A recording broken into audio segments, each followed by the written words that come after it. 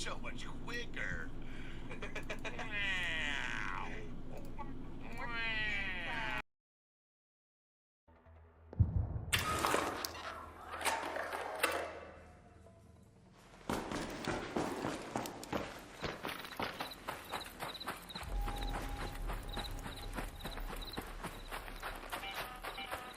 Have your eyes adjusted to the dark yet, Raider?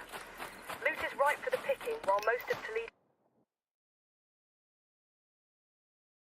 after sunset.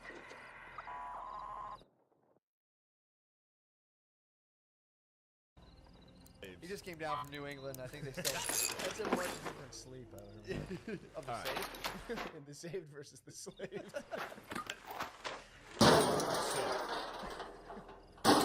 Yeah, This one letter changes everything. yeah. So the Japanese, at this point, I mean, right before Pearl Harbor happened, they expanded everywhere. But like I said, they were already in China. They were already there in China. They had Korea. They had Manchuria. They were expanding quite a bit. Also interesting, the Japanese were very interested in biological weapons, and they were mostly trying them out in China, including they dropped ceramic bombs filled with bubonic plague. They tested typhus.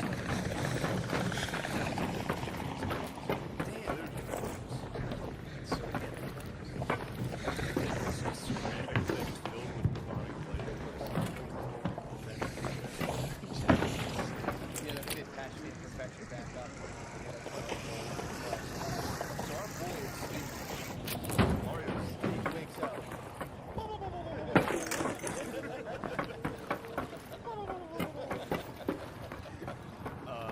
Keep in mind also that so 1937 rape of Dan King, we talked about that, 350,000 approximately massacred.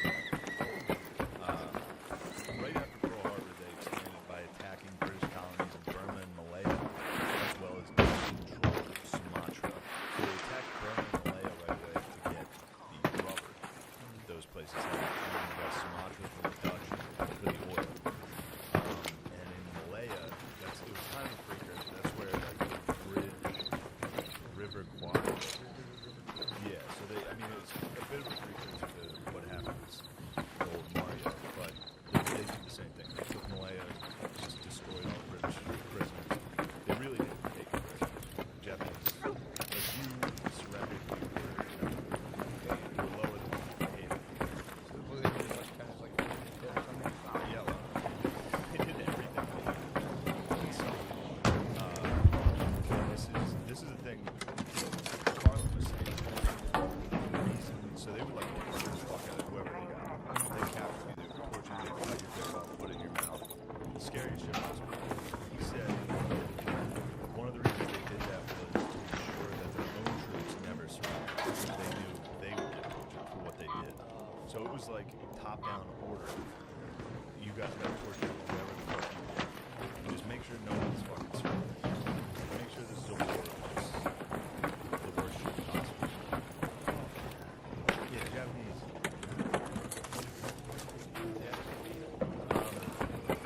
So right away, after Pearl Harbor, they also attacked other places on that day. They bombed just about every Allied airstrip in the Pacific. So they knocked out all of the airplanes and all of the Soviet damage. They didn't take it down, which limited general budget. So not letting them get on plane, kind of like Saving Private Ryan, set up shit on the They couldn't do that without naval support for air. They couldn't be on the airplanes. They couldn't land the planes. So instead they were forced to slowly retreat once the Japanese got there and tried to make it as hard as possible, which was the W. Just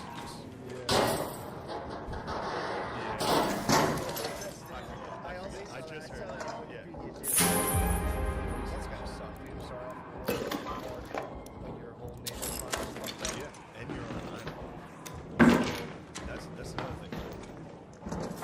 Like island hopping, which is what the U.S. would do. They figured out island hopping. That's kind of what it's called.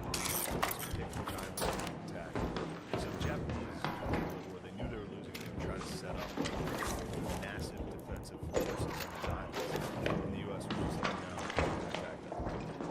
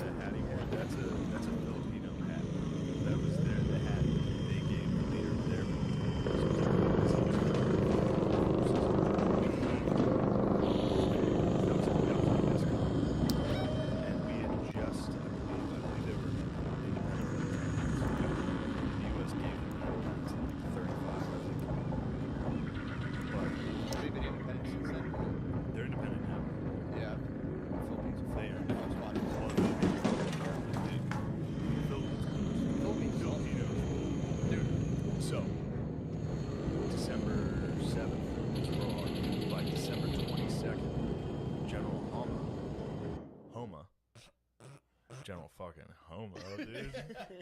Japanese General Masaharu Homo. Also, I'm gonna do this on Gary. It was the guy.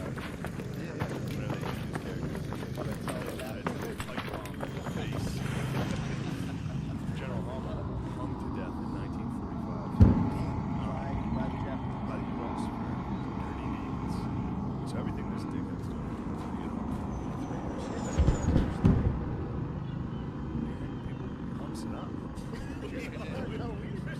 We turned the play. We were like, all right, boys. I think Hama got him. I think he got hung in the Philippines. Top over the wall, and you got hung in the Yeah, they brought him back. Remember these guys? They're in your jury. So they landed on December 27th. The Allies actually held out for 8 months. So they held out for months. And this was a U.S. and Filipino, mostly Filipino. And also the Philippine Army was 5 years old. They just, so like, you see footage like us trying to train like Iraqi soldiers, dudes that can't do jumping jacks. Yeah. Literally. So that was the army. So like this is the new army. The U.S. The soldiers had they had all the equipment, all their helmets were from World War I, all their ships were from like World War I. And then like I said, there's no Navy. It's like not getting It's like militarizing like Uber drivers. absolutely. They're all in like the Yeah, it's 100,000. They're going up against the Japanese who have been at war forever. These are all hardened soldiers against the Uber drivers. The Uber drivers hold out pretty good. Yeah. They just tell them like sad stories. Yeah, well, I hurt my back. I can only work 20 hours a week. What about that MacArthur, huh? It's like, all right. I don't know what to talk So Mario's on time. about. Mario's on the island. Super Mario. He's having a full go. It sucks. And the Japanese so they want which controls like the middle of the bay. And they're holding that, trying to keep the Japanese Navy out of the bay. So just small.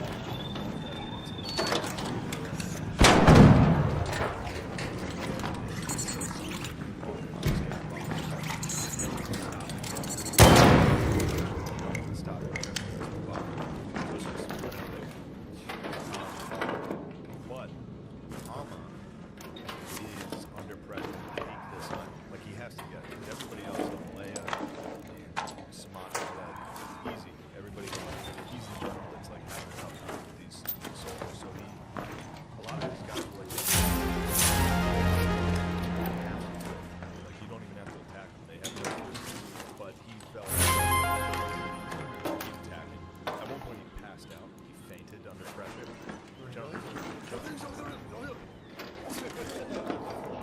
Like all the stress of the battle. Really? Yeah. It was a negative experience. Also, this was interesting. Something, I saw this in one video about Mario. Something like 1 or 2 in every 25 grenades. Nothing was there. All their ammo and shit was garbage. The Japanese? No, the U.S. Oh, really? Japanese were a war machine at this point. We just started. So they were tossing aid and had 10%. You just throw it. Really. Hope that or you hit somebody like, but again, this is like intense jumping. This is intense jungle fighting. This is Bataan has 2 volcanoes on it. And a very small. It's not big.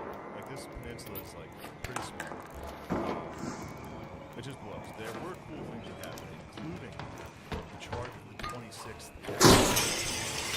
final U.S. cavalry horses. There was a horse charge. U.S. charges. U.S. So a bunch of Japanese crossing this river into a village where I'm sure they were going to cut everyone apart. And then they there was a scout, a Philippine scout, these horses, and they saw these guys trying to cross the river into this village and just charged into this village and fucking all horses. Yeah, it was. Unfortunately, eventually the 26th cavalry ate all the horses. So it was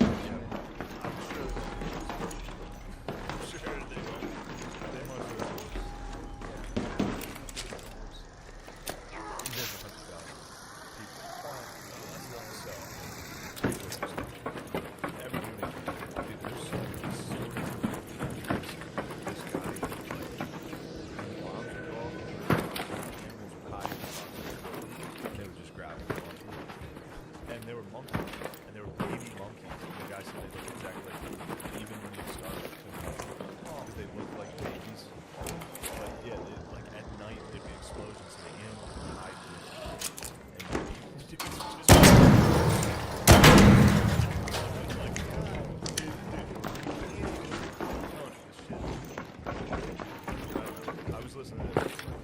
Whoa. How the hell? You know what? An ARC orbiter is en route. The safe window is closing. You have 10 minutes to return to Speranza. I repeat, 10 minutes.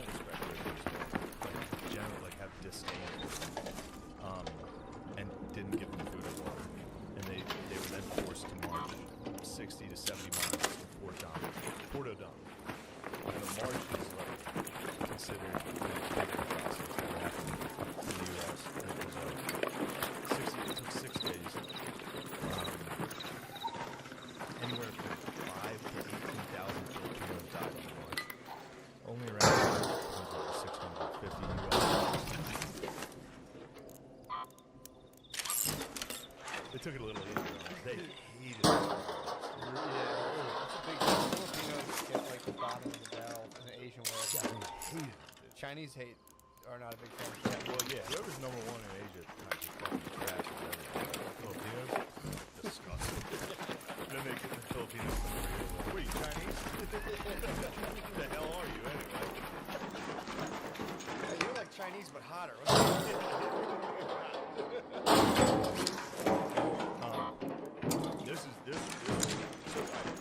This March was real fun. What the fuck are you? Why are they getting mad? I can't believe they're getting mad. I'm just guessing. What kind of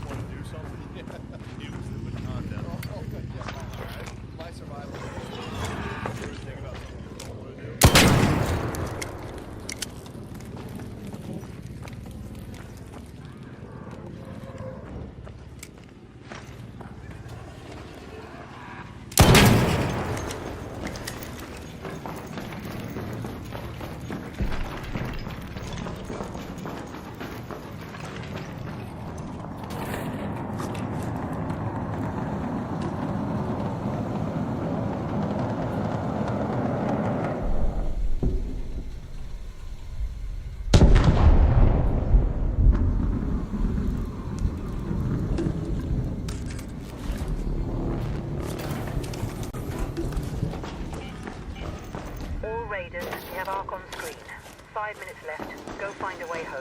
I repeat, 5 minutes.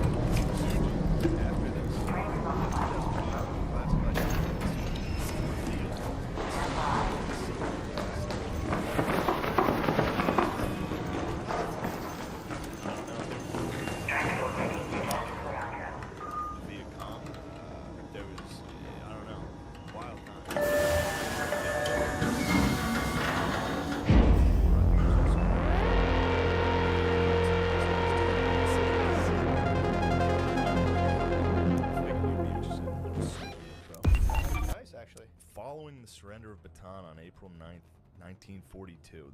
I believe this is just, the Imperial Japanese Army prisoners were massed in Mariveles, where Mario was, and Bagak town. Forgive me. They were ordered to turn over their possessions. American Lieutenant Kermit Lay recounted how this was done. Actually, I'm going to do this like Carlin. Please do. I've been trying to sleep while listening to Carlin, Yeah. and it's impossible because he fucking screams quotes.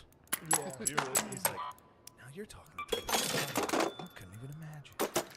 American Lieutenant Colonel K recounted how this was done. They pulled us off into a rice paddy and began shaking us down.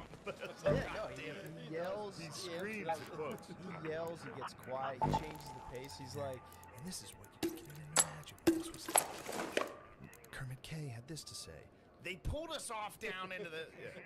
It was making me laugh last night doing that. Anyway, here's the actual quote. They pulled us off down into a rice paddy, shaking us down. They began shaking us down. shaking us down. There were about 100 of us, so it took time to get to all of us. Everyone had pulled their pockets wrong side out and put all their things on the front. They were taking jewelry and doing a lot of slapping. I laid out my desk. Lay that aside. Go ahead. I dare you to take it. After they taken down, the Japs took an officer and 2 enlisted men behind a rice shack and shot them. The men who had been next to them said that the Japanese, they had Japanese souvenirs and money. So anybody that was found with anything Japanese, the Japanese used it as an excuse to execute them for stealing. And they did this the whole time. A soldier approached our boy Mario. He's marching. So Mario's standing, he's in the march. A soldier approaches Mario. He demanded Mario's Notre Dame ring. Remember that ring that he loved? Yeah, yeah. Super Mario was still wearing it in Yeah. the march.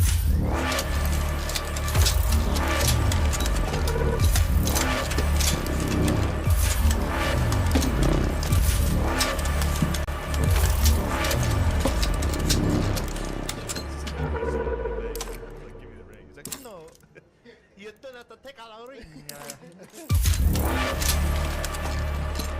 he get the ring off? He did.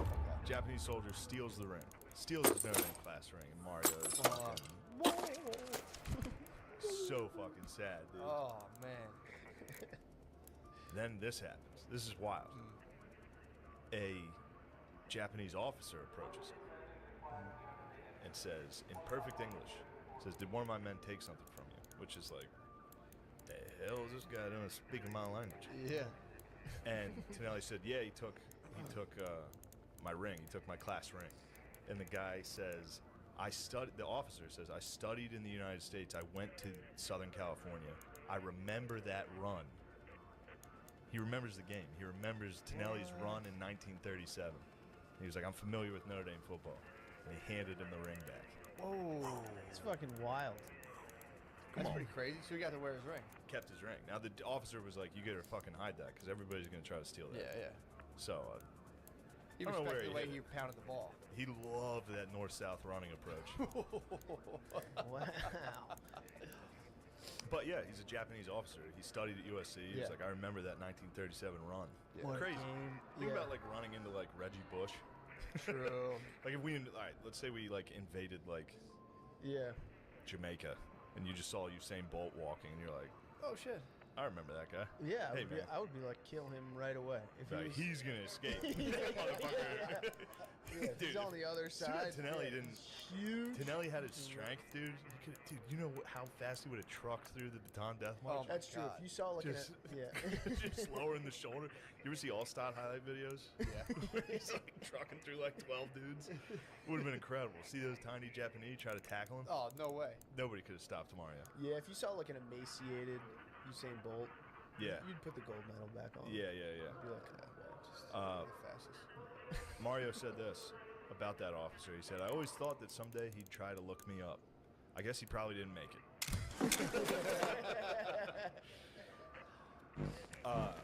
he And didn't try to look that guy up. He didn't know. Back for more?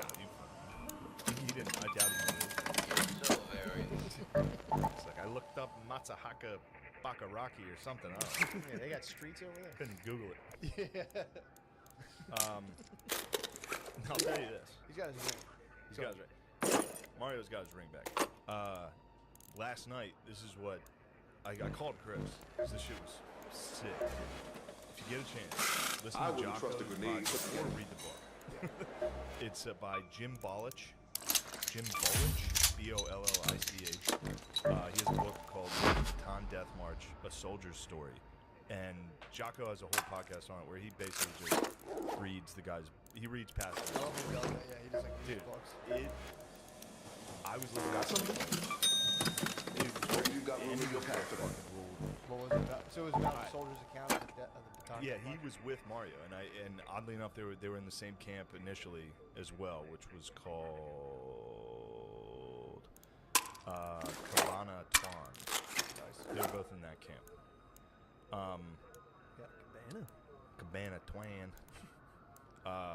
But this book, dude, like the fucking shit they went, like the margin.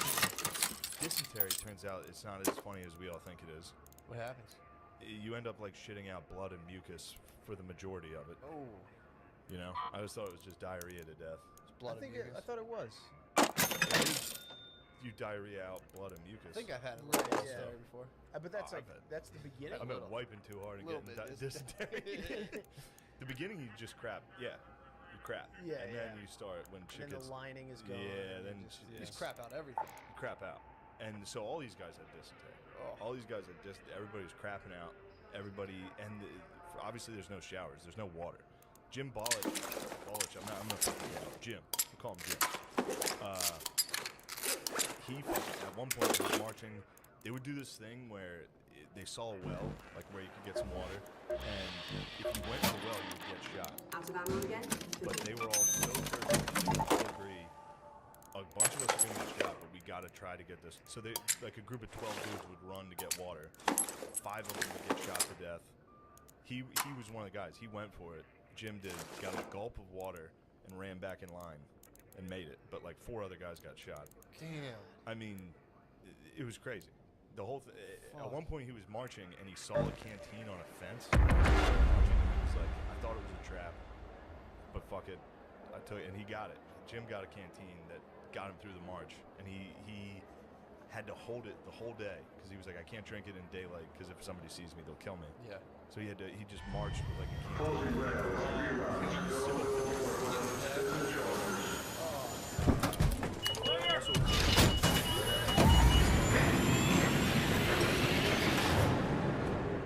Cabana Twan.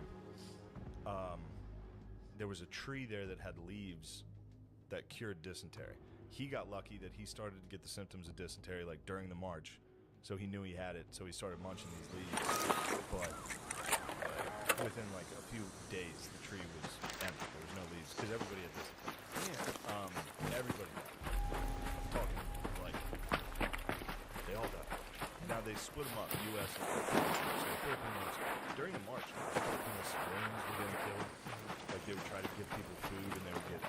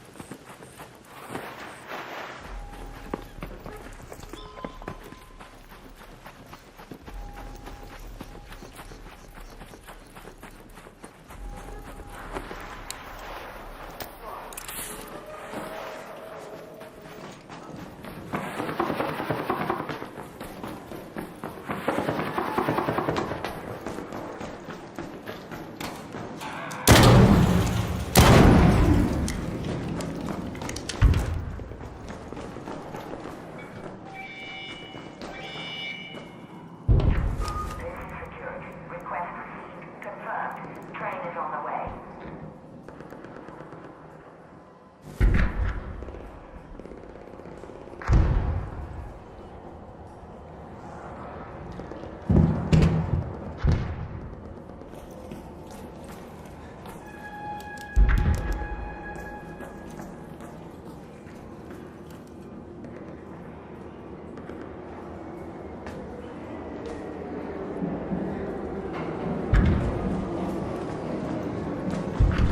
Your train has arrived.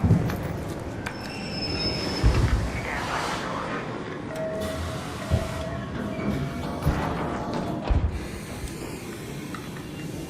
Train ready for departure. Return shortly.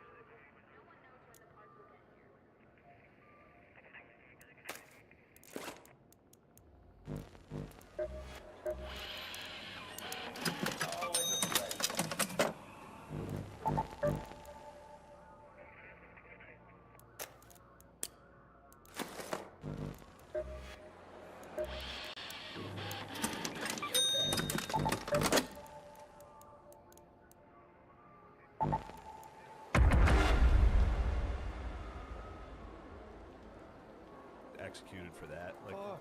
dude, Japanese, we're so mean, dude. Yeah, dude, and what's their problem?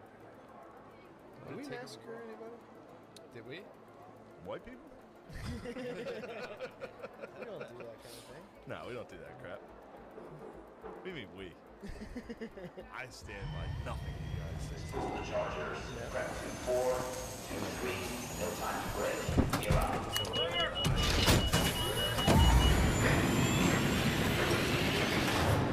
Alright, so Mario's at this camp. So is old Jim. Jim had like, if you listen to this podcast, it gives you a deeper account. I mean, I'm starting to run out of steam here because the rest of this is now, and also you got to keep in mind this is the beginning of the war. Oh, This is like the very beginning of the war. These guys got into prison camps. And the prison camps are exactly what you think they are. It was like fucking bamboo walls, dirt. yeah. You just get killed.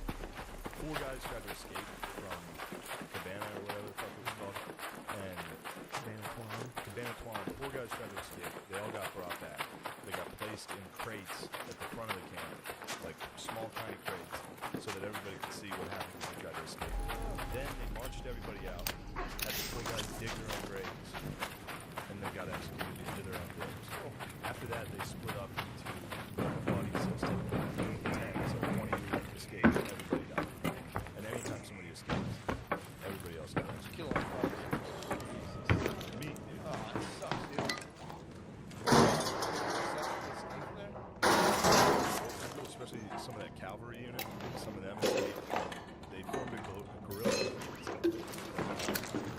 Yeah, pretty tight. That's pretty bad. Also, this is a hardcore history on this. The Australians versus the Japanese. They're allies. They boys, I think they're allies. there's some of the Japanese in here. They're all allies. Japan was like, Anything Australia is basically us. Things Australia, that's basically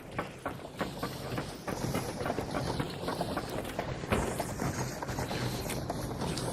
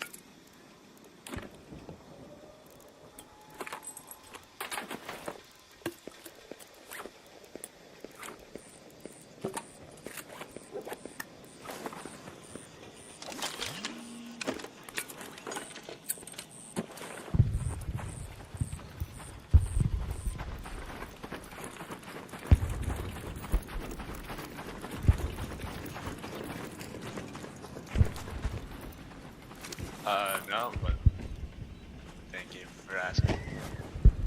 Good luck.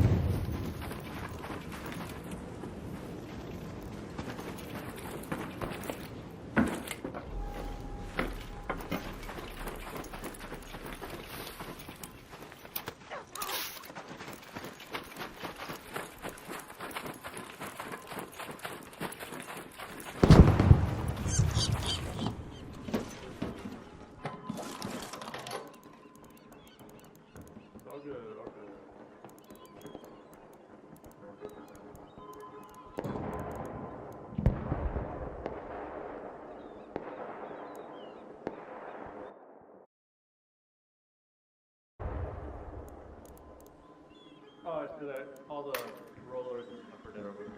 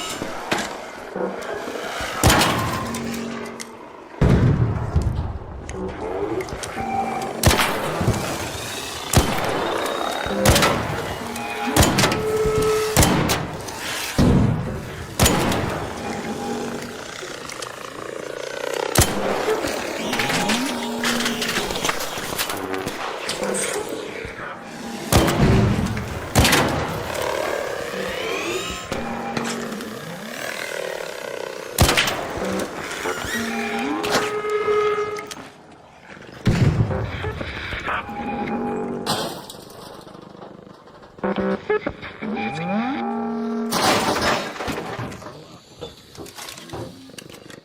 a pleasant thing to do, but let's go back to Fort Rock.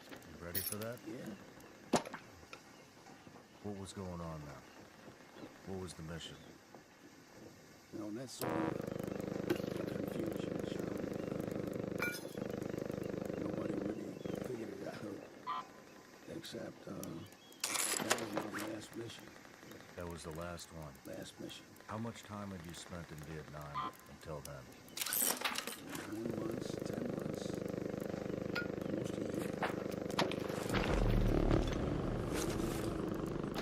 Navy, you know, doing the ship bottom searches and the diving and the swimming and all that. One night I made a swim of 1,500 meters into enemy territory to do some recon on the beaches. We swam back 1,500 meters. But Fort Rock was a different situation. I was asked to go in there and be the military base on the first side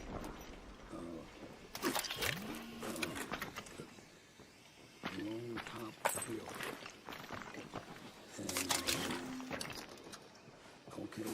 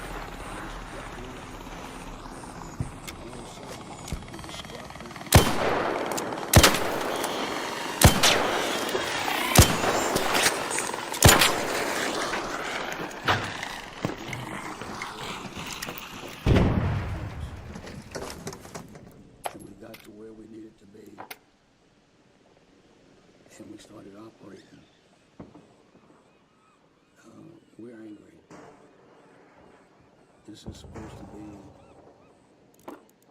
our last mission now. I'm taking whatever I had left home.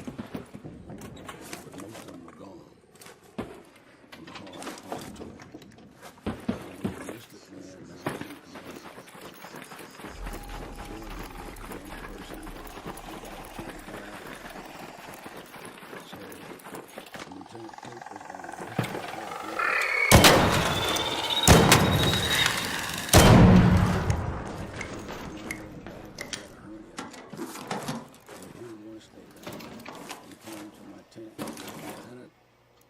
I gotta go, you know.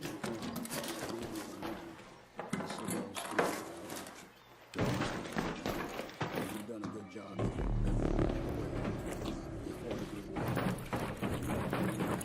Happy life.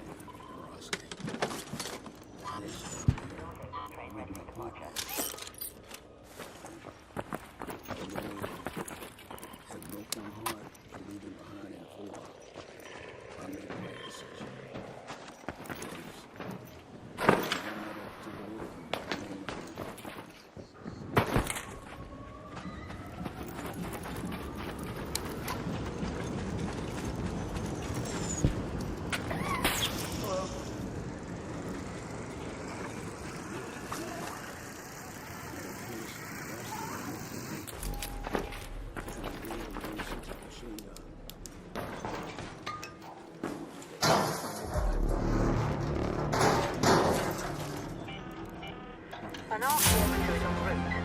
Safe window is closing. 10 minutes to get out of there. I repeat, 10 minutes.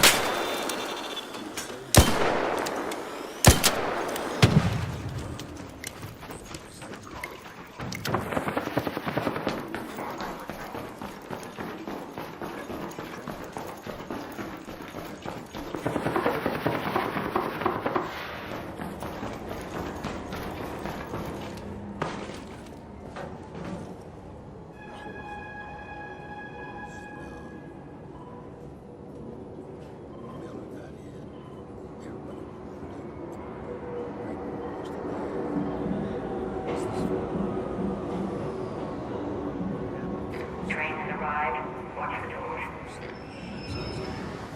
Stand by.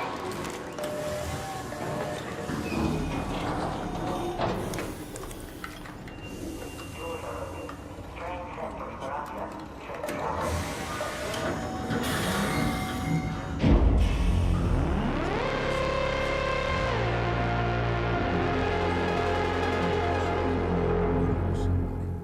Okay. All of us experienced that. All the platoons and teams. We killed a bunch of people, and some of ours were wounded. They understand. He was my point man also with Yaroski. But he got shot and killed at Quezon. Your team was in Gulag. Well, he was with another team, and they went out on a mission, and they got hit, and grenade came in, what I'm told. Grenade came in, and he rolled on it, and the grenade blew him up. Everybody was wounded on that mission, but he was KIA, a young guy. I went to see his mother after the war. Of course, I wrote the usual letters, you know, today your son was killed, and I'm sorry, and this and that. That was hard to do. I went to see his mother, and I apologized to her. She accepted it. Okay, and a few years later, his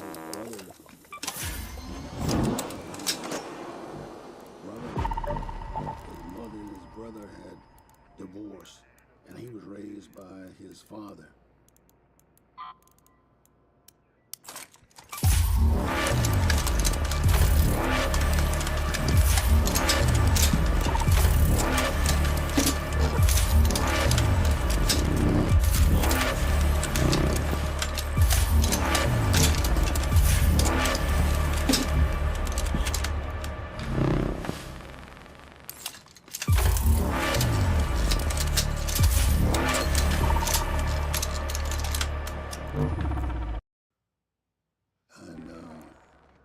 So he wasn't there, but he did call me some years later to thank me, you know, and he never come to see me.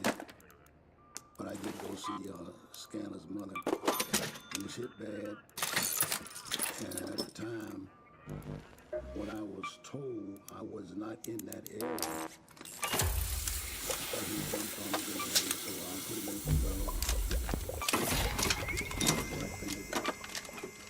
And Jordan refused to send it forward. The kid's dead, and he saved a lot of lives. Those M26s that we carried, you know, it would kill at least 2 or 3 people. But he jumped, and we knew that his sternum was crushed. So we knew that this grenade was under him. So, now that wasn't at Gulag, that was at Quezon. But you were talking about Gulag, right? Yeah. A lot of firefights. Boy, that's a long part there. How do I simplify it? You don't have to simplify it.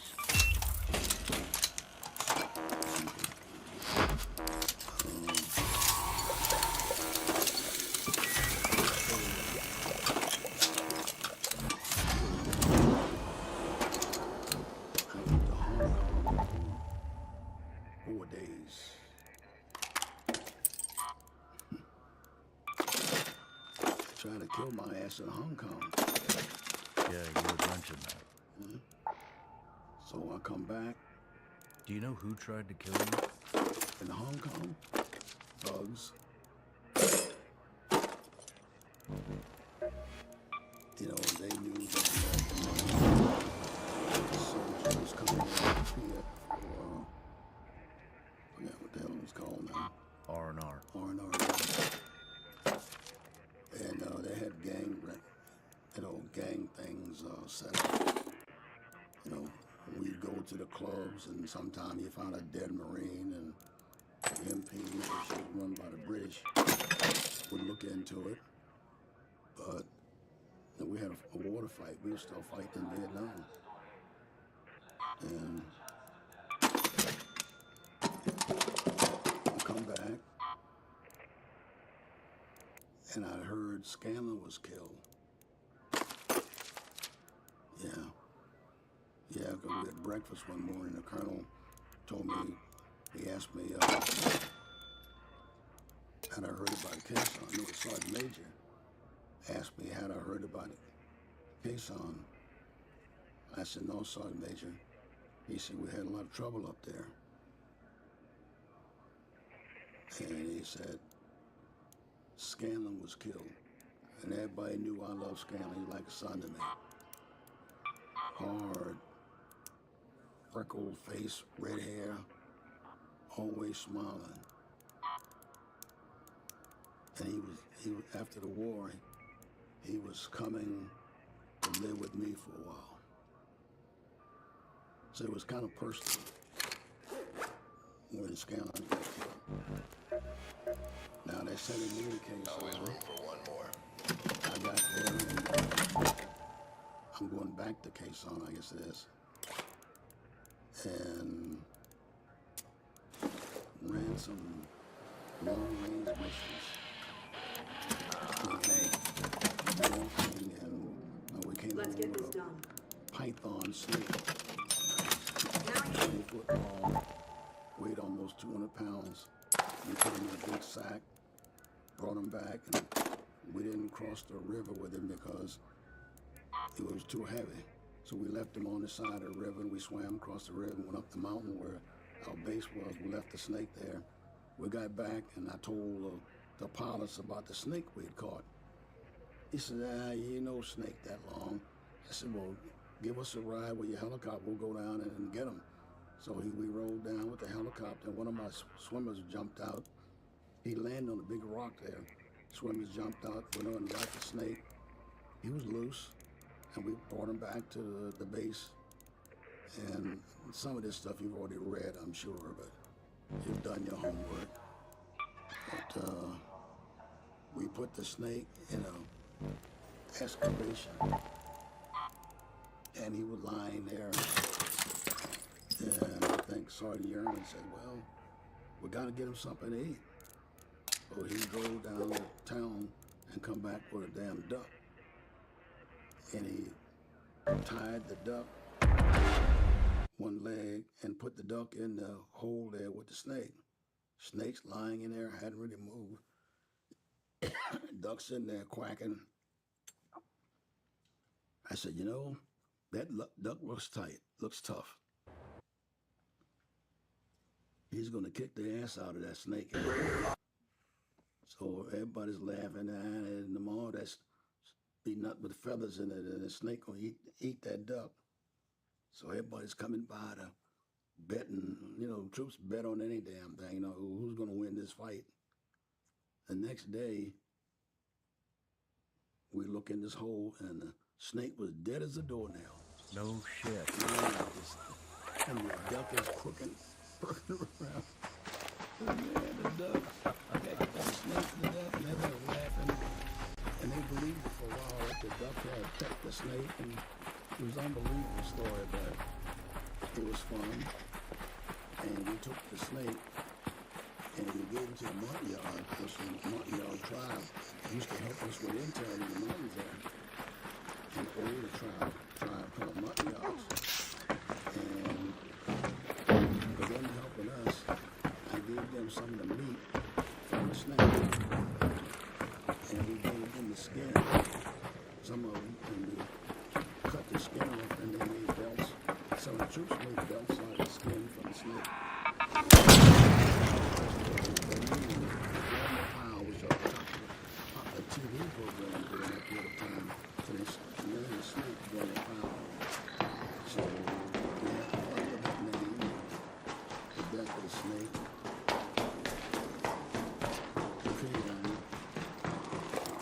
Time to go back to it.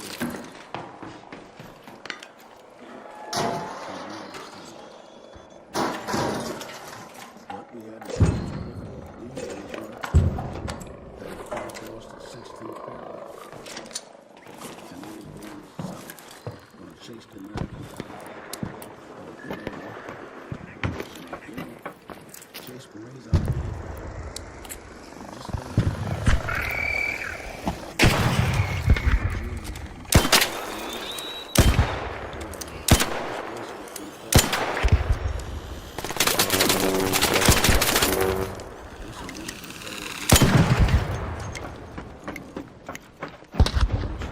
SEAL Corps, Don Burwell, he's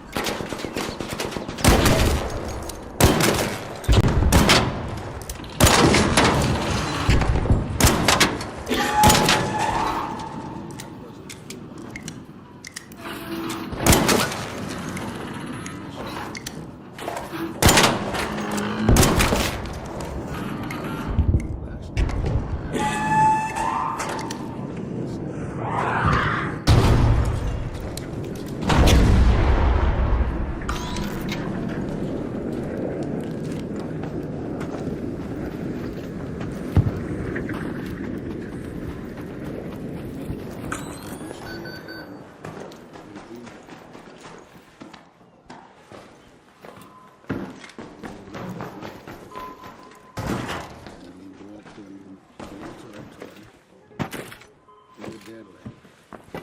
So we went around and the ice creams. Went to the grave. A lot of flying was going on. Everybody was shooting. You could see traces going. So I just put my guys in a graveyard at the cement things there. So we stayed there. We watched about 7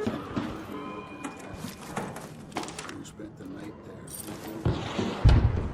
And then I thought I could get in when I needed to go. I took off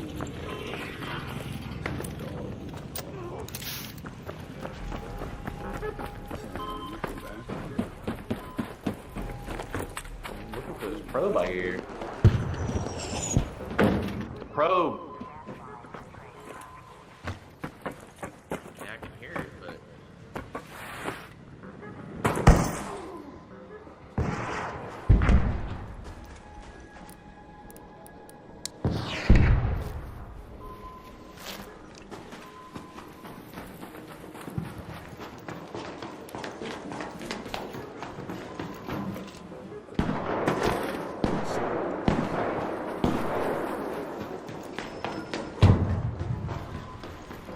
It had a hard time. She was one had a hard time. He was 130 or something like that.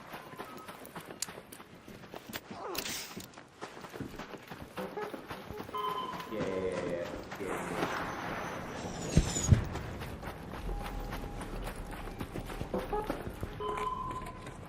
Holy fuck, there's rockets here. There's rockets here.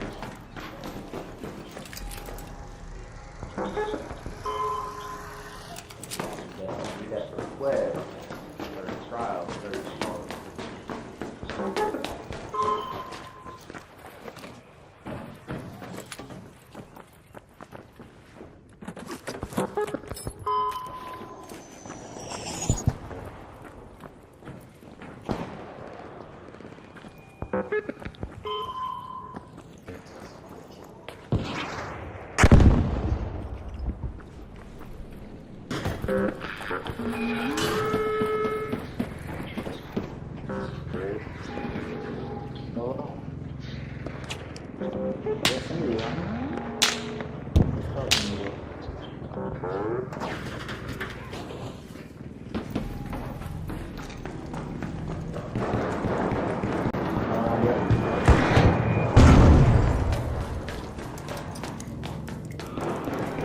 Up there. Yeah, I see it. I see the rockets here.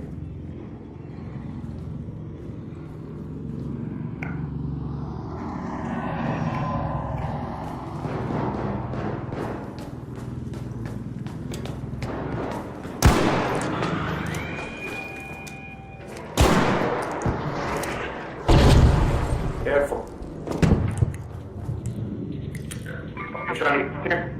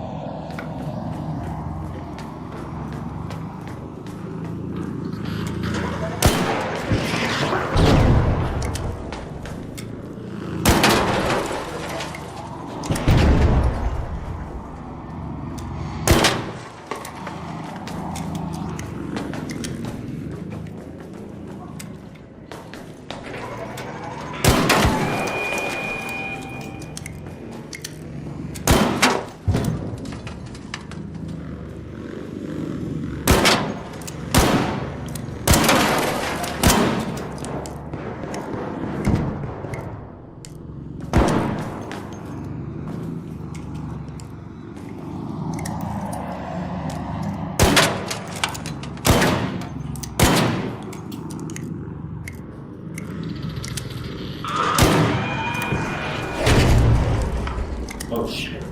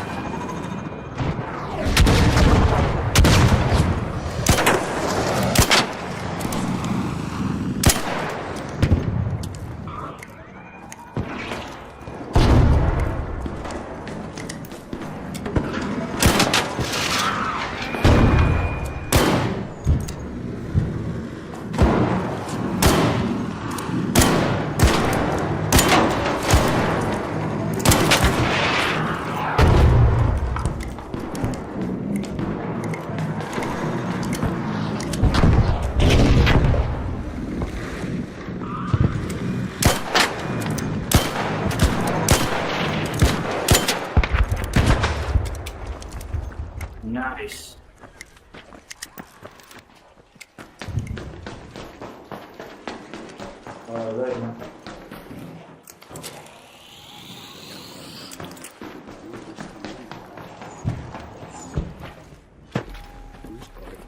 we got into firefights. I mean, we had 7 damn firefights in those 4 days. Buddy. One ammunition, second day. The chopper came in and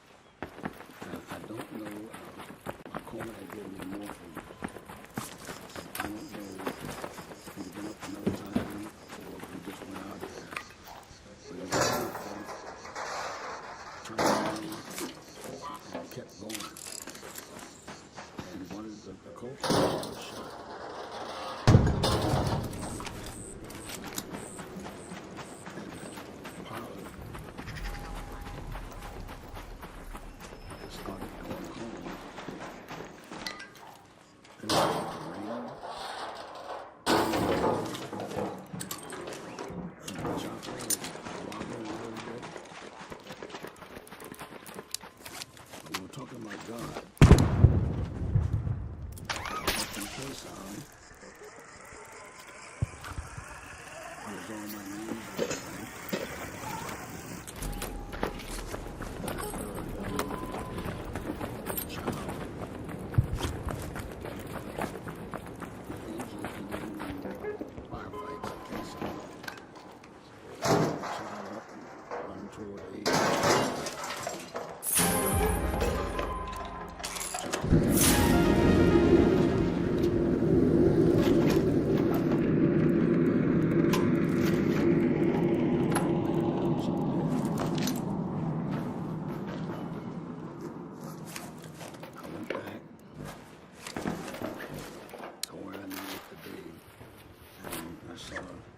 I saw my corner. I said, Doc, come here. I said, yes, sir. I said, I'm gonna need you now. I think you'll be coming back in. Barbed wire, just cut my case off barbed wire. And we had it, go ahead and come in at night.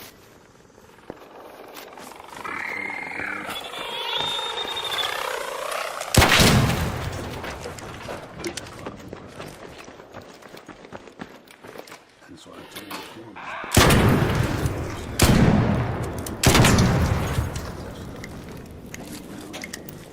stood by my wife, come standing, and he said, tell me,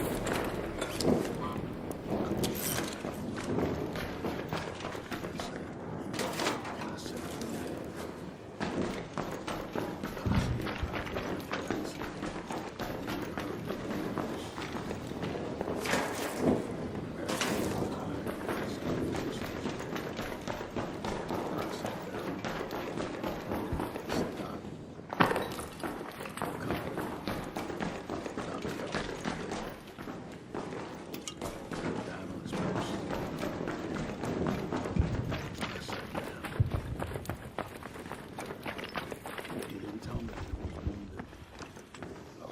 chest. I didn't see it. Should have.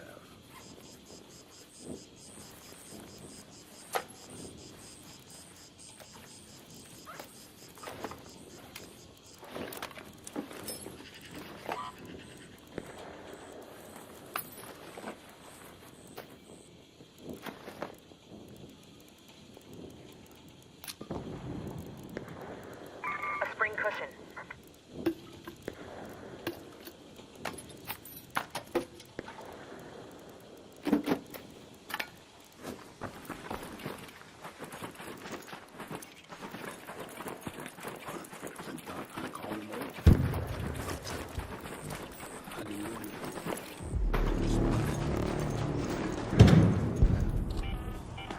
An arc orbiter is en route. The safe window is closing. You have 10 minutes to return to Speranza. I repeat, 10 minutes.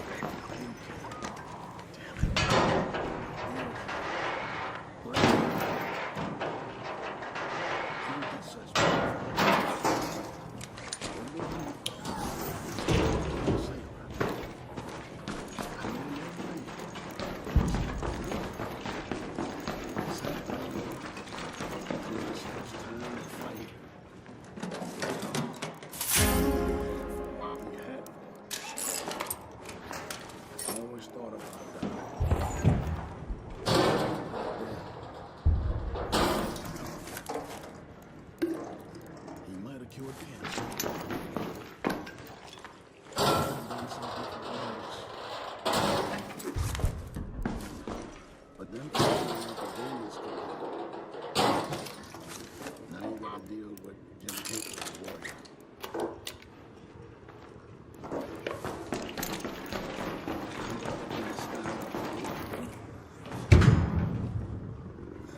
Pray to God.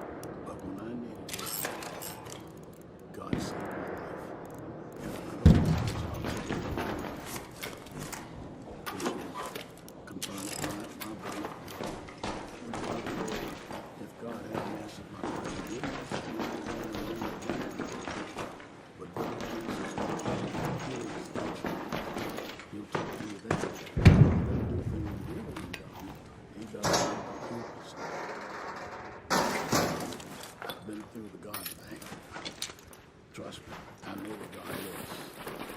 And I'll see you again. I'll see my wife and my son. I believe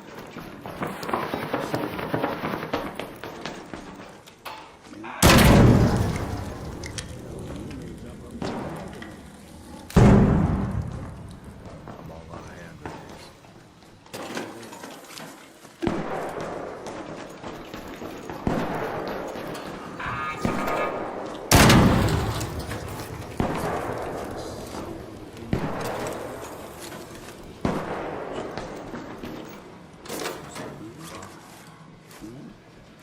Don't show up.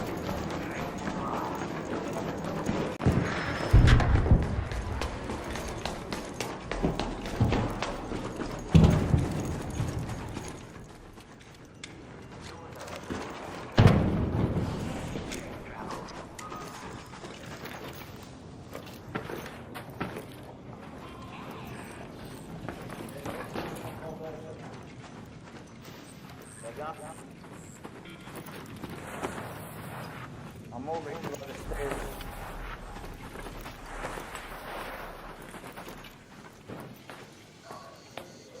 I'm over with the train. The fucking pop. Yeah, here I come, here I come.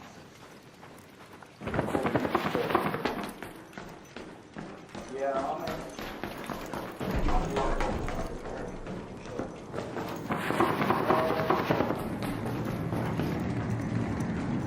Yeah, I'm on the train now.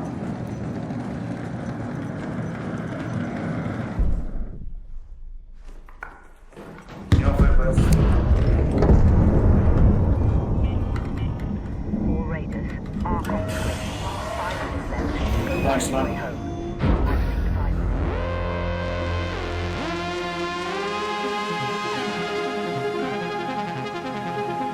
I'll tell you again.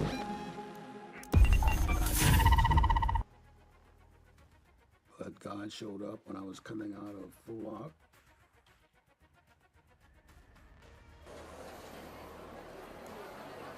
When the chopper was flying us back to Ahmed, it was raining, it was a rough night. We'd been out there, and it started to go down. I was sitting in the doorway, and my wounded guys were holding on to me. And the guys in the background were lying down, they were coming in, moaning, because they were being wounded so closely, Nick lost a leg and the whole bit. And I'm standing in the chopper, was flying in, and it started going down. I don't know if it'd been out of fuel, going down. It was kind of a nasty night. It was that night.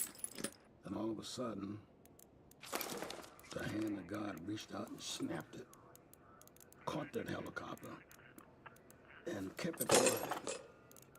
I told it had no fuel, or not enough fuel. But when I asked God, God said, now I'll show you that I am God. I'll give you that land. And kept the helicopter flying. Everyone on that helicopter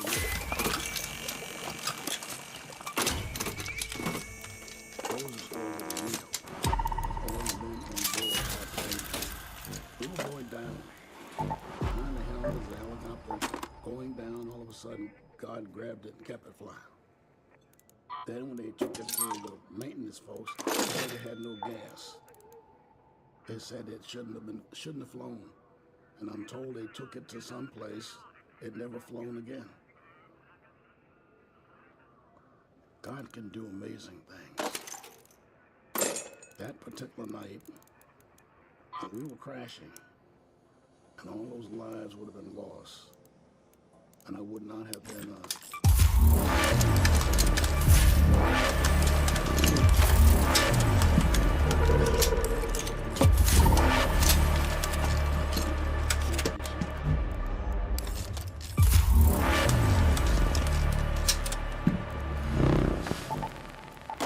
I know about God.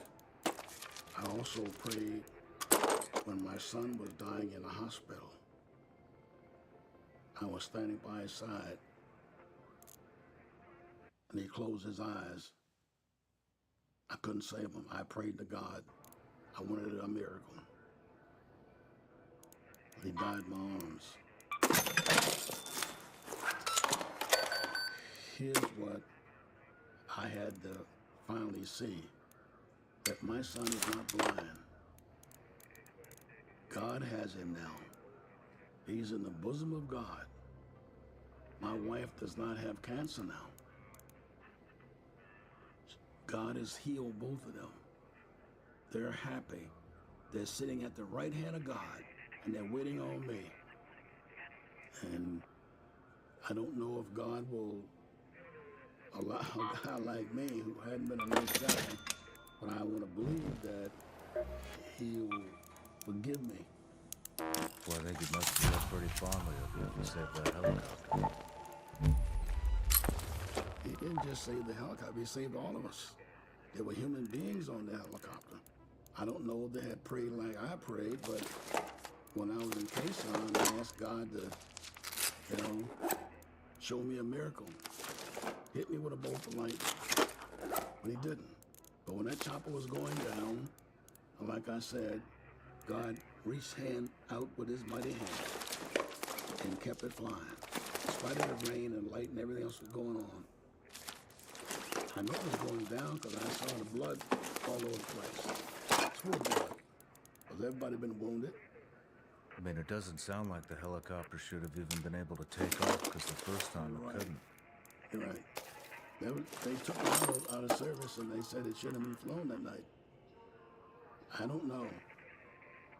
But I can only say that God saved us when we needed to be saved. I've had other cases where I prayed for my son that didn't work, but then God has it now.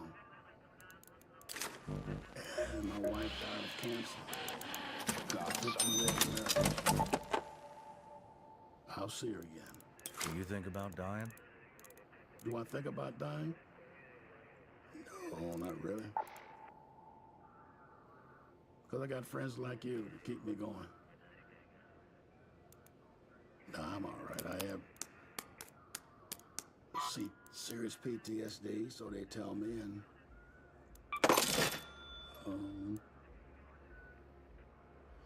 I have nightmares. The battlefields come back to me. I live alone. I have friends that come to see me.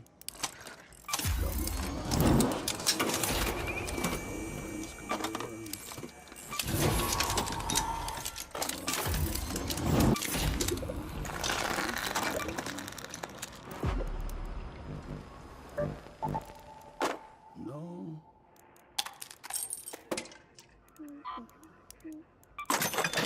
I've had problems.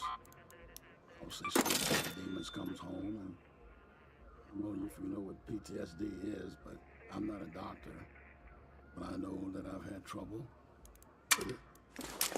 And it takes a lot of people to give me a hand these days. Still got a piece of wire in this leg, and that over my lower legs and my thighs. I had a heart attack. Don't keep your enemies waiting. I've had surgery, and the doctors doing what they can to keep an old guy alive. They gave me Purple Hearts, and now I understand they're trying to give me the Medal of Honor. Won't bring my men back. You get a Silver Star for Ula. Yeah? Sounds like it's a good possibility it's going to get upgraded to Medal of Honor. What'd you say? It sounds like there's a good possibility that he's going to get a Medal of Honor.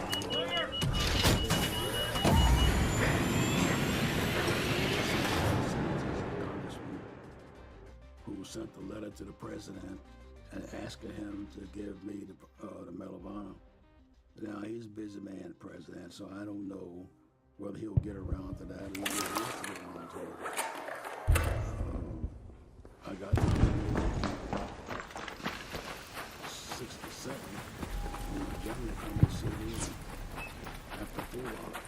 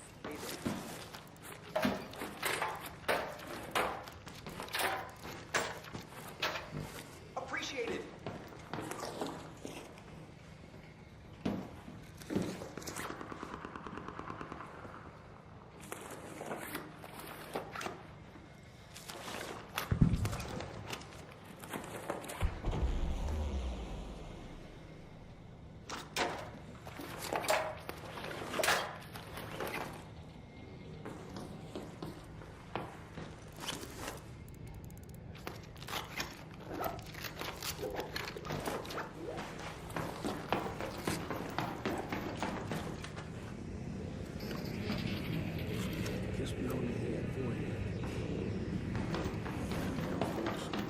I was going to walk in there, but what I was told me, they were playing to get the record of the Congress. We got killed.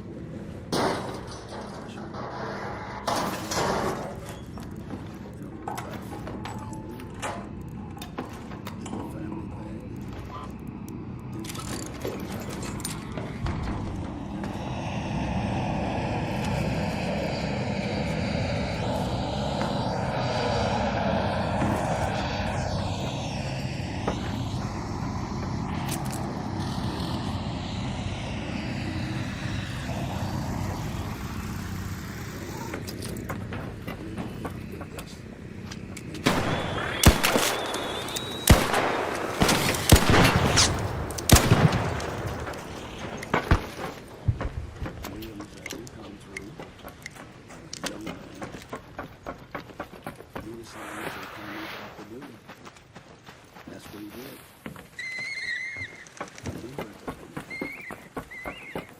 How many of those men that were on that helicopter with you are still alive today? The one man,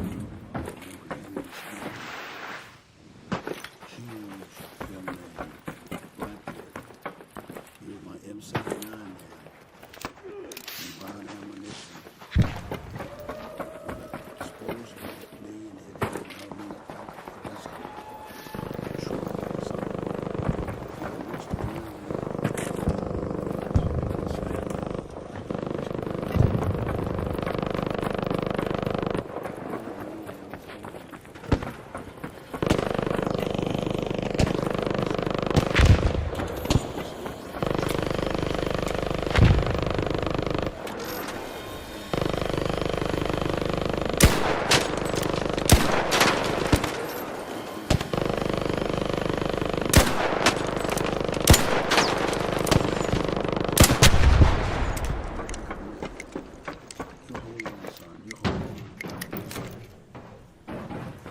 thing that I ever heard.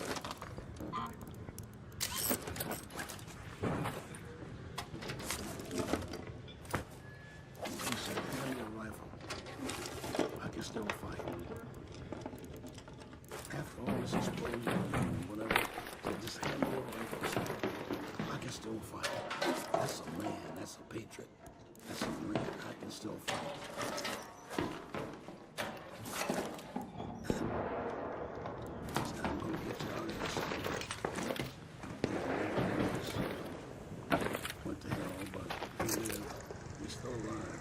You keep it Do you keep in touch with him? I call him and tell him that I'm not back there on the human rights. He said, oh, Nelson, I should have done that 50 years ago. I said, I understand, but this is what they're telling me now. And I got sent to them to have all that. Howdy, partners. What's up, Daddy? Any of y'all need a vertical grip feed whip rat?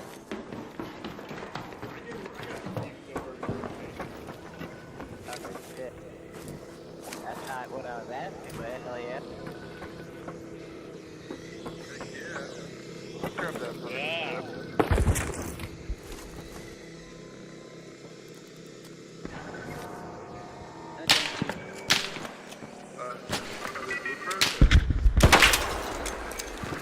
I'll take a sinker one. You found that many blueprints in one raid? That's fucking crazy. Oh, yeah, shit. Oh, God, you're... Hey, bro, you're a kind-ass fellow. Yeah. I'll You take want the some sinker, action man. cells? Yeah. Here, take these. Take... Well, thanks. You're the bee's knees, bro. Sure there's nothing I can give you? Explosive mine? I think I might have that already. Explosive mine? I'm pretty sure I have that one. Let me double check. Yeah, I got that, so you're good. Thanks, boys, bro. be safe out there. Hey, thank you for the heads up on that voice setting. I got it. Yeah, dude, you sound so much better now. Yep.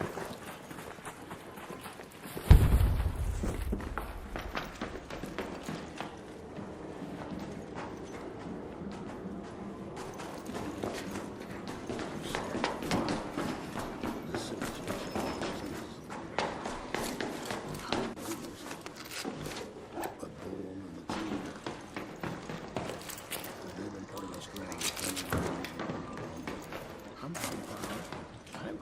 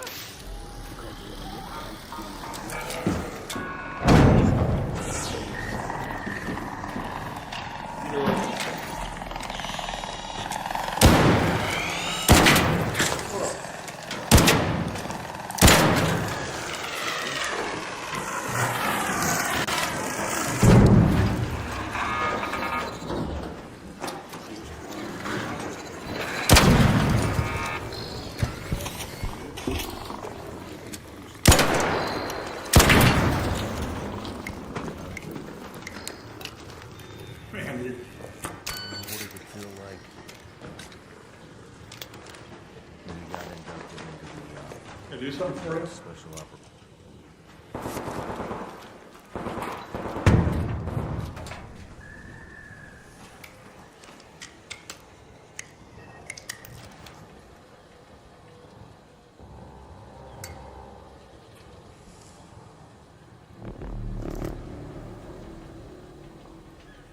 You alright if I take those?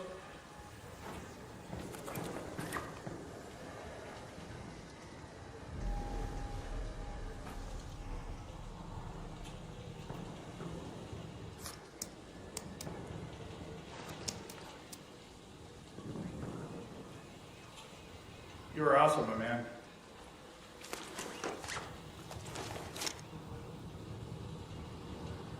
I just gotta get out of here now.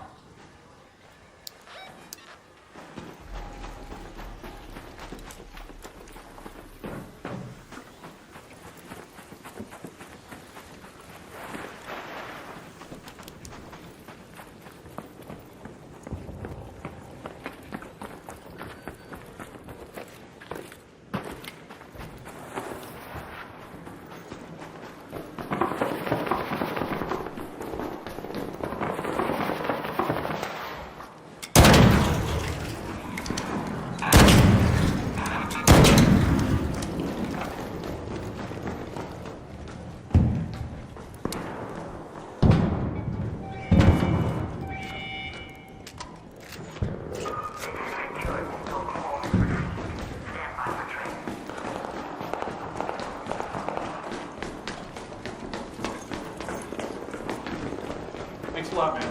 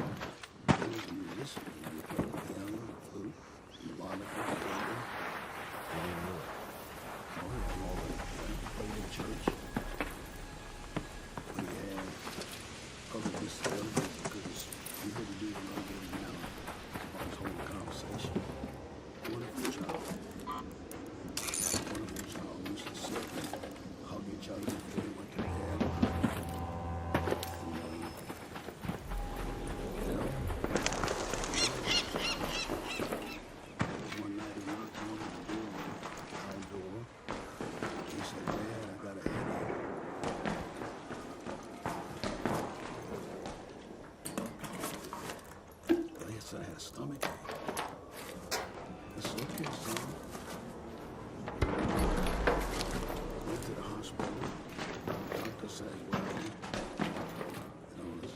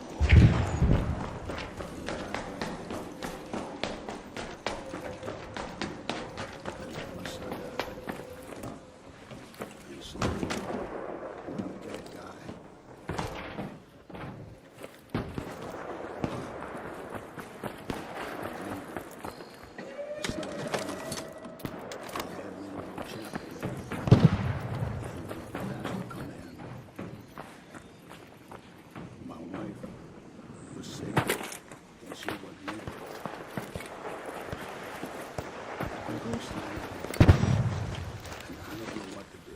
One way, I'm feeling one way. I mean, a child lying there dead. And they're telling me they're sorry. You know, the demons did come home that night. I told them all, leave me alone now. My wife is coming. I'll be all right. Just leave me alone now. And then everybody tried to tell me this, that. And it got to An arc orbiter is en route. Safe window is closing. 10 minutes to get out of there. I repeat, 10 minutes. I thought about that. But God said, my wife finally showed up. And let her in the car. And she came to see our child. Then we walked. Walking down that hall. We were married. I did appreciate a pretty girl. I thought it was special. A military wife. But we got through it. See, the next day, Dottie died of cancer. And I'm thinking, how do I pull this off now? The human being should be stressed. I'm in a place where I made a plan to kill the doctor. I called one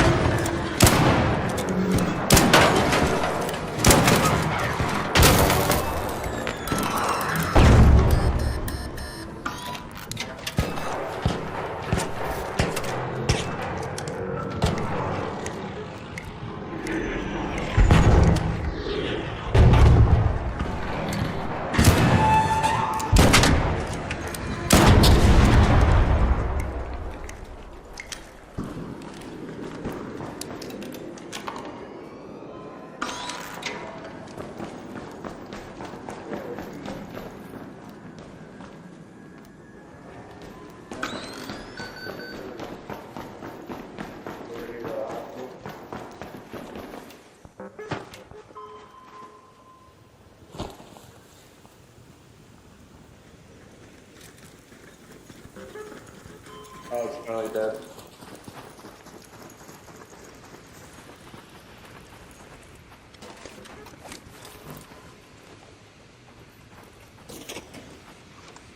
Nah, I don't need them. You need them?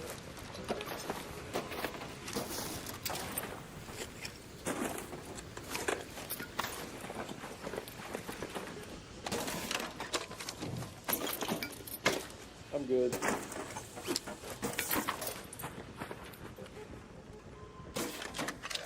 Yeah, I'm good on that.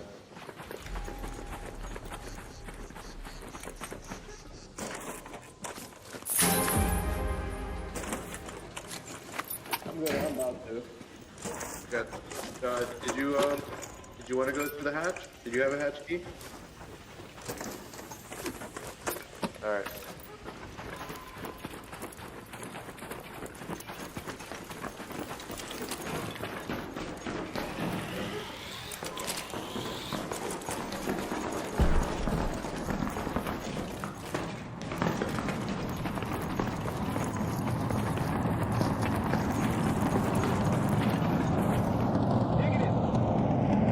Alright, GG.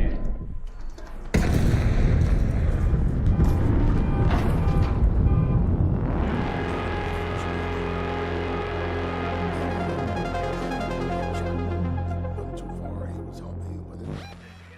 And my son played the piano in church.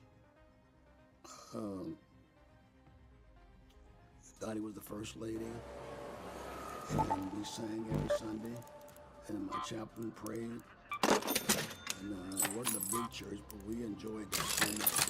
And some of the guys who had been in trouble, and they were back in those days, they had some serious they'd come every Sunday, and they enjoyed it so much. Because of the commanding officer sitting there in the church,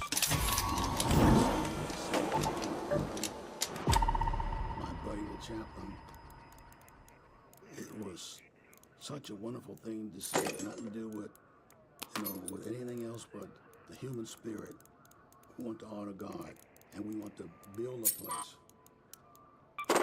And I'm sure you can relate that to Bible's terms. Years later, I went back to that area. I went to see if that church was still there. About this time, this is room. I went back there and I parked my car and I looked around and said, I hope you're good. And then the young Marine came out and just came over and says, hey, sir, are you all right? I said, yes, son, there used to be a church about this area over here. He said, no, sir, not that I know of, but I'll help you look. So he's walking along with me. He said, where you come from, sir? I said, well, I live in the area, but I used to be stationed here. And there was a church over here that we built. And I just thought I would visit it. He said, there's a church here. And I've been here for a while, and I've never seen or heard of a church. You wouldn't be lying to me, would you, son? He said, no, sir, Marines never lie. Yeah, okay. I got in the car and I drove home. Dottie and Gary were still alive at the time. Sometimes it's hard for me to differentiate the time. I was blessed with good years, and I've been blessed with good years, but my memory is not all that good, which you'll probably see with this interview. I don't remember everything like I should, but then again, I offer the excuse of being 87 years old.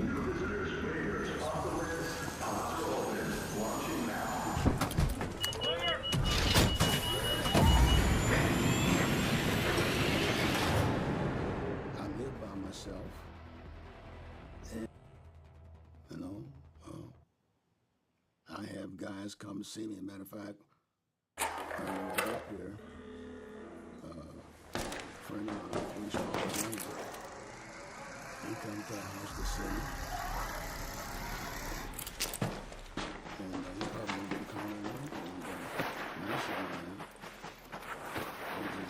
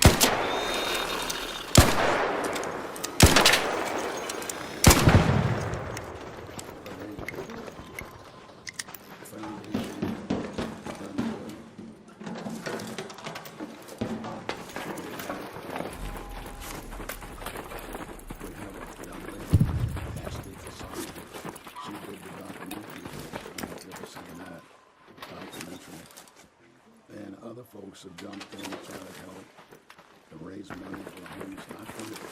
The government gives me a check every month. They pay me a lot of money for Purple Hearts. A lot, but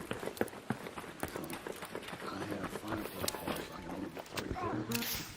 I got so many at the time. I got to the hospital. They found holes that I hadn't been, they hadn't told me about. And I said, what the hell that happened? But it's so many firefights. And you're wrong. There's no way to the hospital with holding patches. You know, you're not gonna, you need to be there with the troops. Always be the troops.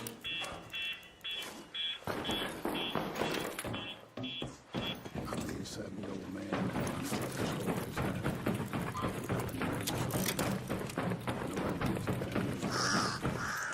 50% of our people who join the military. Oh, I think a lot of people are gonna give a damn about this stuff. You know?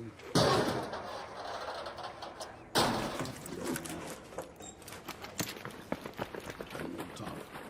And he told me I was coming on the show.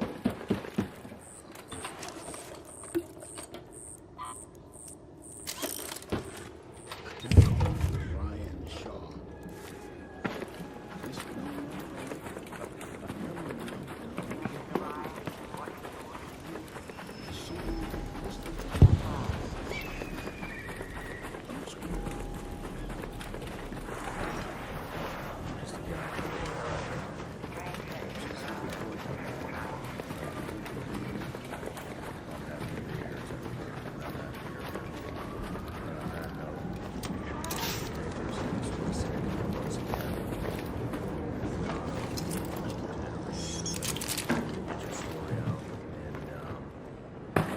God bless Donnie and Gary.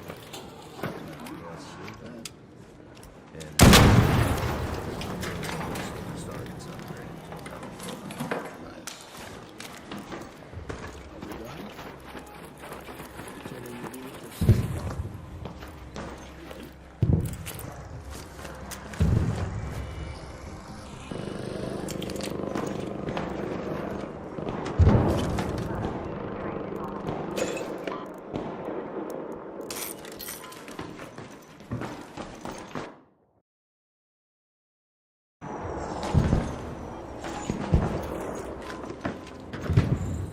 John Teagan, welcome to the show, man. Thanks for having me. You might regret it. I don't think I'll regret it. Hey, quick, But, you got any cat beds anymore by chance? If so, where's the best place? A cat bed.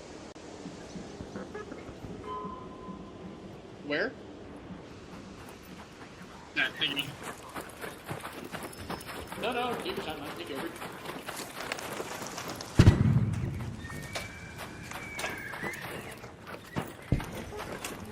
Yeah, thank you.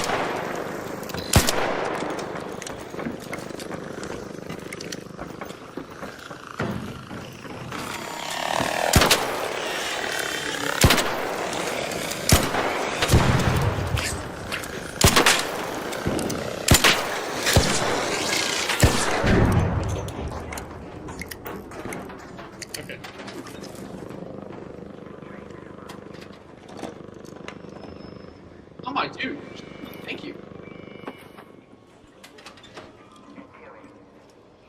Oh wow.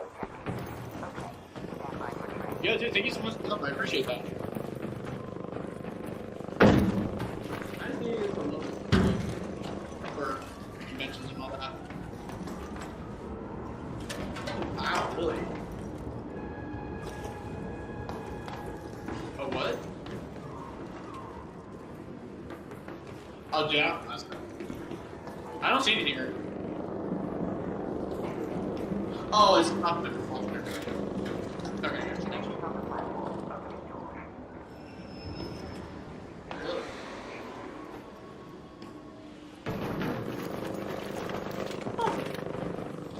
Well, dude, I appreciate it. Found a spot. Here. Huh.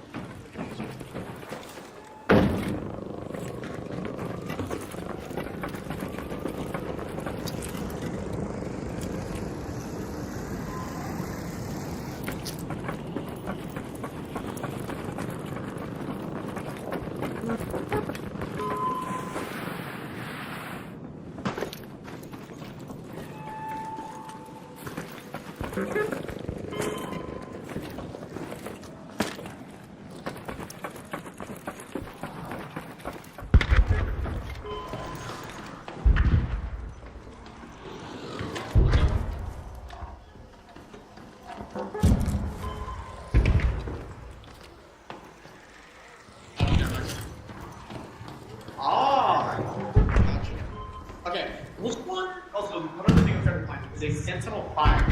Where do I find it?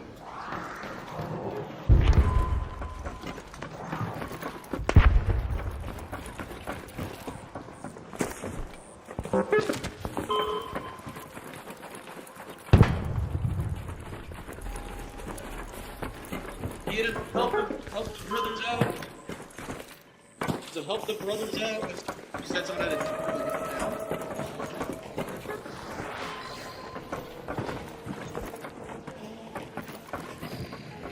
yeah, yes, I see him. I see him. Dude, come towards us. Come towards us. We gotta keep him.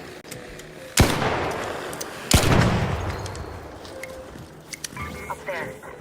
Anyone see him?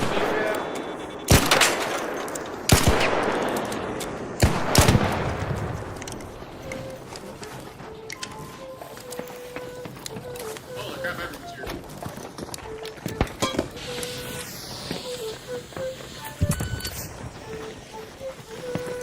These guys are here to play. Thanks, Raider.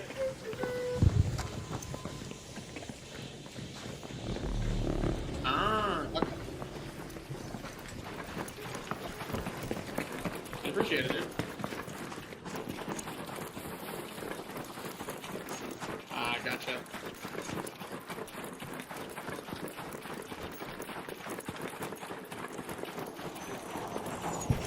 Damn.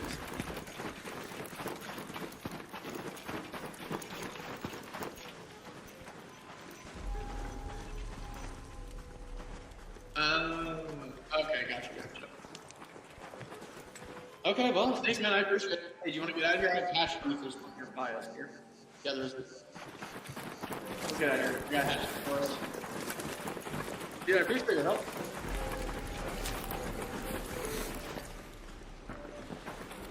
What's up? There's a raider catching me, right? Wait, how do you know there's one nearby? The ticking? Oh! I've never noticed that. I've never heard of that. Oh!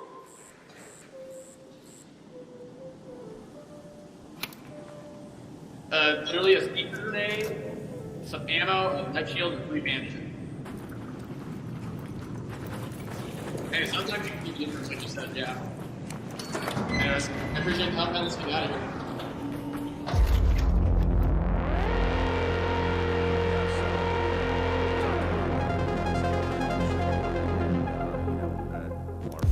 Colleagues on, the people that you were there with, the ones that came public anyways, and so you're kind of the last one of the stack, and I've been really looking forward to this, man, ever since we talked, a couple months ago. Yeah, it's been So I appreciate you coming in. Thanks for having me on, man. Appreciate it. My pleasure. My pleasure. You ready to get into it? No, but I guess I got no choice. I'm here now, so. All right. Everybody starts off with an introduction. John Teagan, a Colorado native and former United States Marine Corps sergeant, a seasoned private security contractor starting with Blackwater in 2003, later joined the CA's Elite Global Response Staff, also known as GRS. A hero of the 2012 Benghazi attack, you are one of the 6 GRS operators who defied orders to stand down. You fought through 13 grueling hours of chaos and saved dozens of American lives. Co-authored the best-selling book 13 Hours, the inside account of what really happened in Benghazi. A dedicated husband and father of twin sons, and most importantly, out of everything, you're a Christian. Yes, sir. Am I missing anything? I don't think so. Well, I can think of something I'm missing. You're running for mayor in Colorado Springs. Yeah, I'm gonna be doing that. So we'll definitely hit that up. And a musician? I'm not definitely not a musician. Or should I say magician? Is that what that one's like?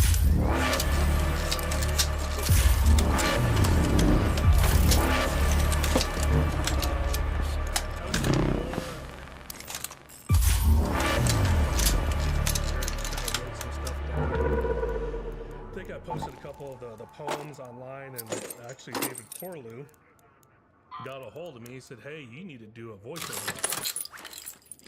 So I was like, I hate hearing myself because I don't like that interviews. Me neither. Yeah, so I'm doing it at the Philly, so I'm like, okay, fine.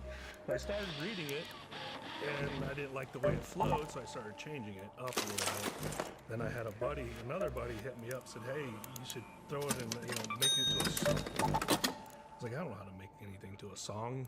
So he told me about a program, said, put it in here, it'll like sing it to you. And that's kind of how it came, that he started changing the lyrics around and kind of make it sound good. And that's kind of where it came from. Oh, it sounds So good. I don't think I'm a writer, music writer, but David Corlew, he's gonna work with me, I guess. Right on, man. He's a good dude. Oh, he is. How long have you known David for? Probably since like, when did we meet him? I think it was in the book. Him and Charlie, we went to the Grand Ole Opry, I think 2014 when we first did the book tour. Damn, right on. So 2014, 2015, sometime around there. 10, 11 years. Yeah. He's a good man to know. I've been buddies with him for, man, I don't know either. Less time. People cannot be, there's no rehab for that. They should never see daylight ever again when they do that. Yeah. That's the problem.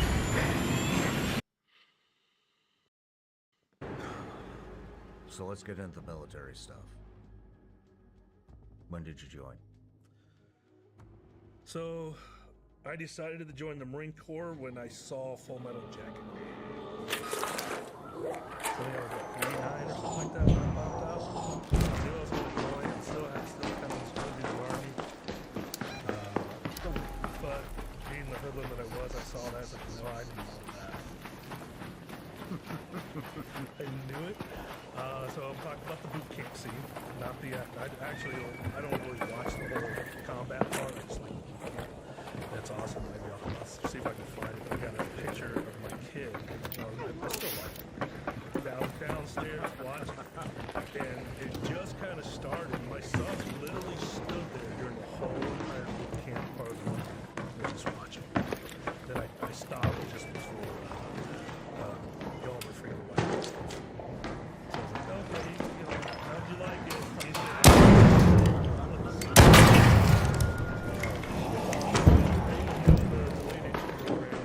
the Marine Corps, you don't go to the camp. That's kind of how it goes to the ocean, so it kind of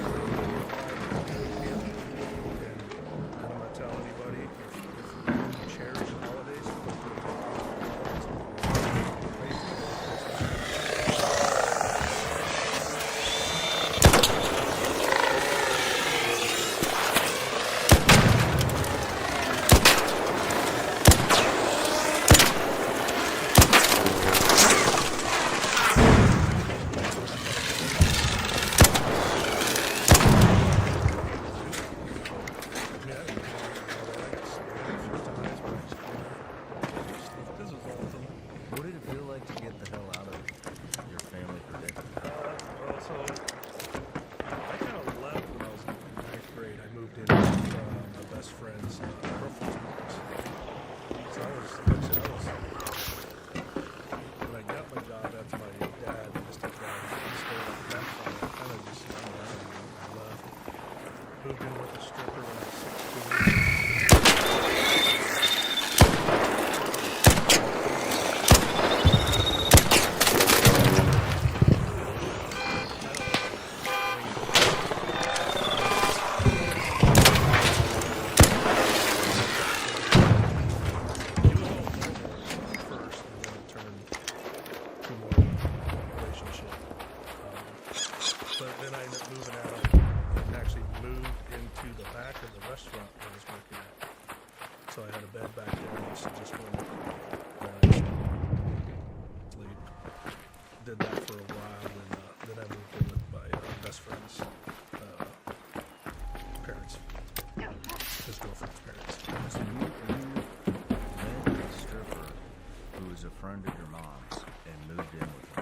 She tried to, she called the cops on her, tried to get her for all kinds of stuff. And again, like statutory rape is what it was.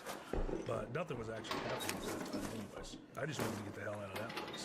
You know, she had already had drug raids done on her and stuff like that.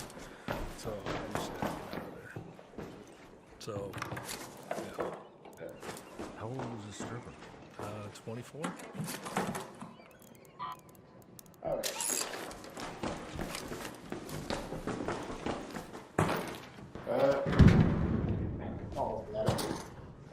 There we go.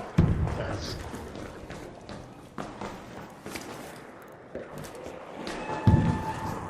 What's that? I'm all set. You want this? I'm never gonna use it. No problem.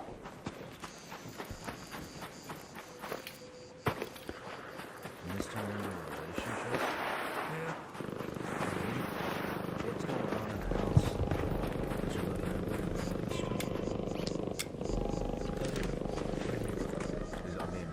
is it like, what the hell was happening? Come home, there's a party every night, or? No, actually, she didn't throw any parties on the house.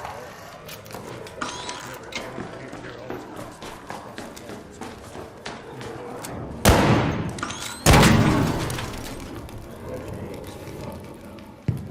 but no, I mean, it was just a good way to get out. My actual for a while.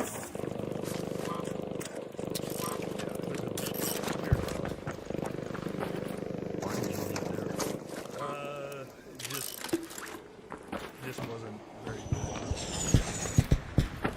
I don't really know how to explain it, but it was kind of, I think it was more of the relationship side of it, where again, it was going to go out, and she was going out.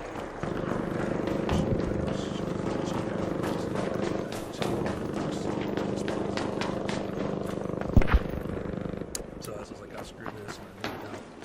My boss was close back here in the studio, bed, that's right there.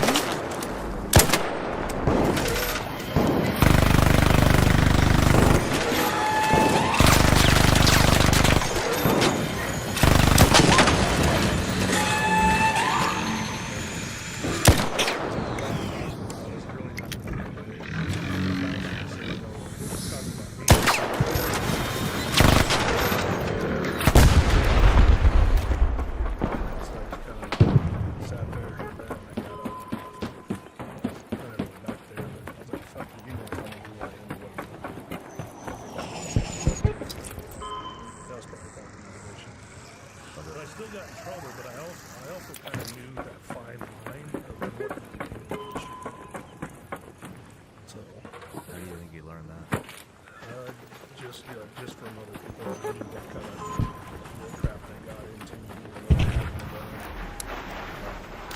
So, you can only push things so far. Like, I never like got robberies and stuff like that. You know,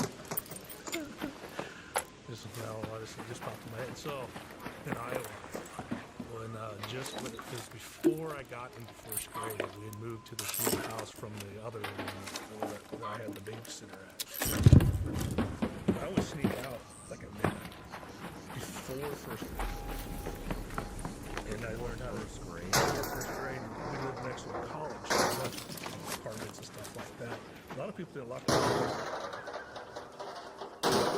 That's still all change. I did this for a while.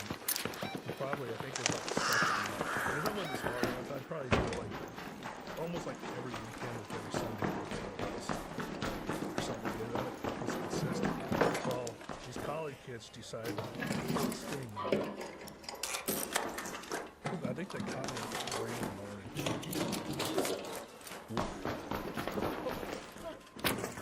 What do you do to a pre-first grader that's taking change out of your Oh, yeah, so they grabbed you, right? I'm just shit. Let me go and cuss in the storm and this. What are you, like 6? Oh yeah, probably 5. Dude. And they're just like, what the hell? You didn't want in here, tell us the truth. You weren't doing anything. We already called the cops. They're like, we'll help you out. I'm like, yeah, I don't know what I'm doing. It's like, why are you doing it? Well, I want to eat. Because again, usually we go to the grocery store and still food from the produce section. We got kicked out at high deal just because we sit there and eat. At least I did. Especially the strawberries. And then there's Rick and I'm like, are you serious? So the cops got there, they said, oh no, he wasn't. They told him that I was out running that thing for me. That's what they told me, don't ever do this again. And I didn't. Damn, dude. But no, the cops got me, they brought me back to the house. I learned a lot pretty good. And my mom, stepdad, like, what the hell you doing? What's going on? I just started running to go for a walk. So I got my ass beat, but not as bad. It just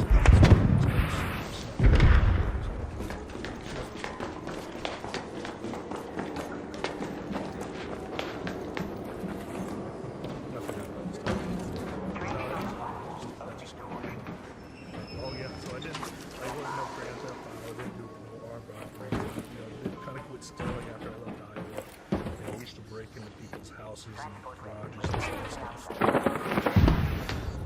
Kind of went to Colorado and stuff doing that stuff. Mainly for me, it was just a lot of fights.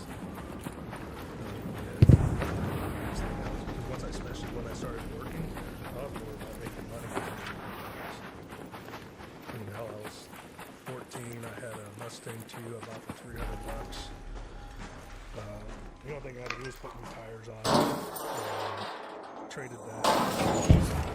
Got a 84 Blazer. And I was always a kid. I was working. I was always trying to make money. Even mowing lawns, I always try to figure out how to make money. Usually that's how you bought the toys, especially G.I. Joes. So I always worked for a guy. Even during Christmas and all that crap. So you were surviving.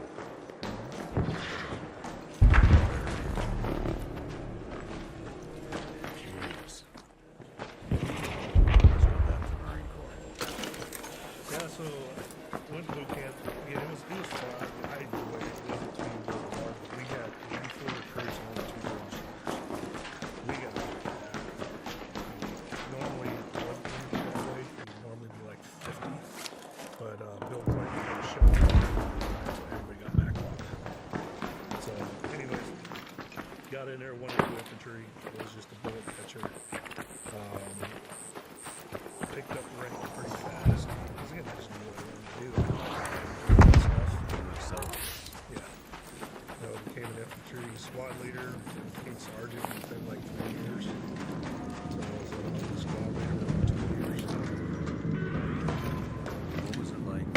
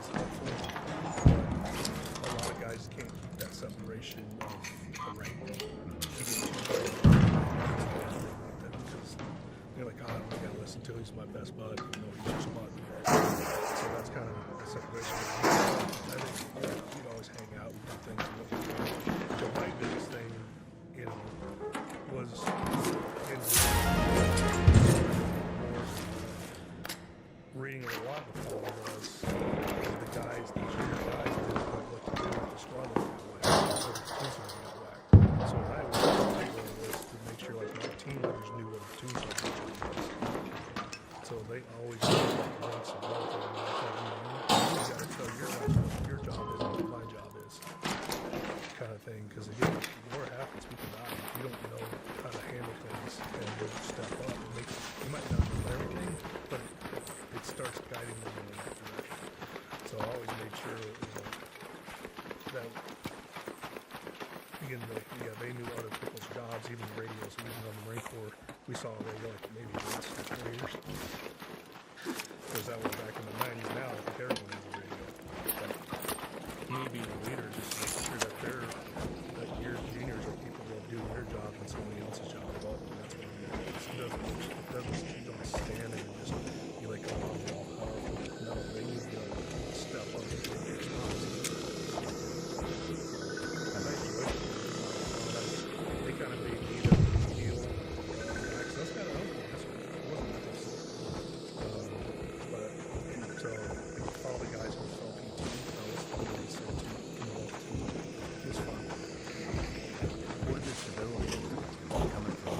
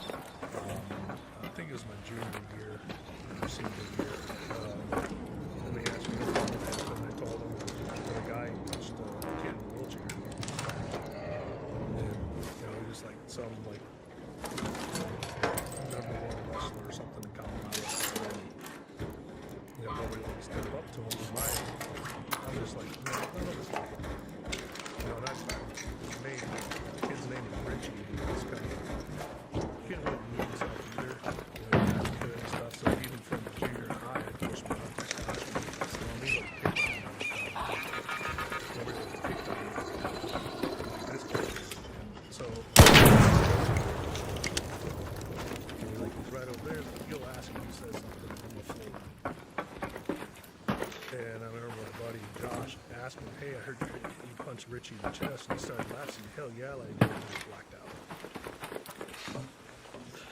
Yeah, and I guess what they said, it took 10 teachers to pull me off of it. Good for you. So they brought that up. Go to that location. The guy molested. So An arc orbiter is en route. The safe window is closing. You have 10 minutes to return to Speranza. I repeat, 10 minutes. That's when I said, fuck this.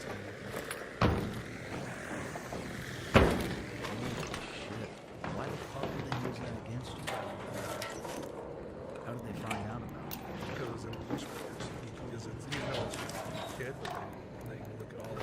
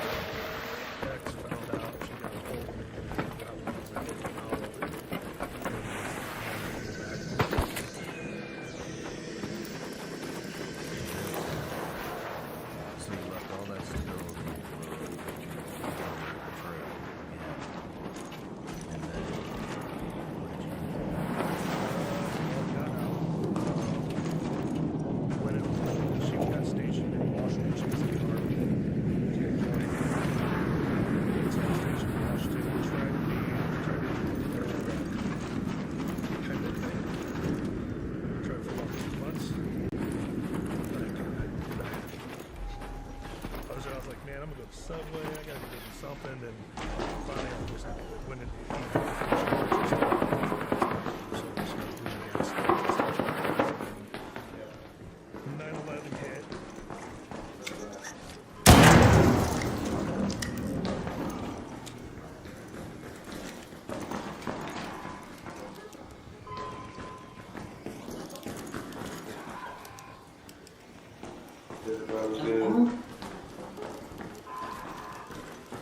My man, what happened to you?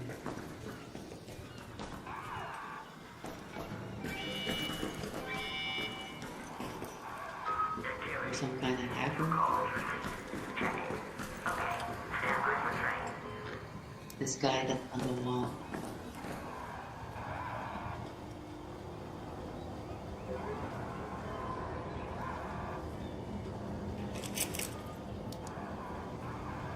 Oh, what? Yeah, I just came back to hit him with my pickaxe or something.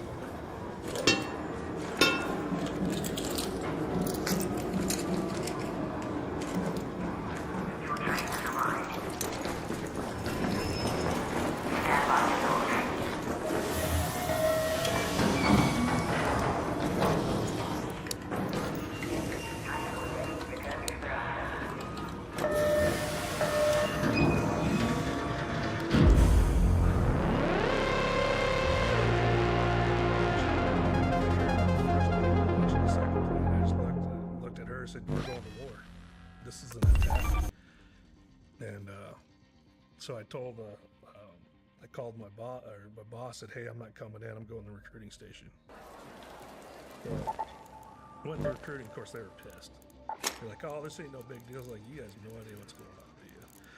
So I went there, and they're talking with them. And they just kind of looked at me. I already had a 10% disability rating. They're like, "We ain't gonna need you. We don't need no broke." They're like, we don't need no broke dick. We're gonna have so many people join us. I was like, man, that's fucked up. So, like, whatever, went back, and she ended up getting orders to go to Kuwait, move back to Colorado. This I didn't really know about contracting yet, so I actually started going to school for heating and air conditioning. The money was good. I mean, I was making between $5,000 to $1,000 a day. So it really wasn't money, the reason why I did the job, but just hated it. I mean, I just felt like something was missing. I'd just be pissed off every day at work. Like, you work at your own pace, so it ain't like I had so many things because you got paid by the job. Whatever you got done is what you got paid for. So when she was over there, she found out about contracting, and that's when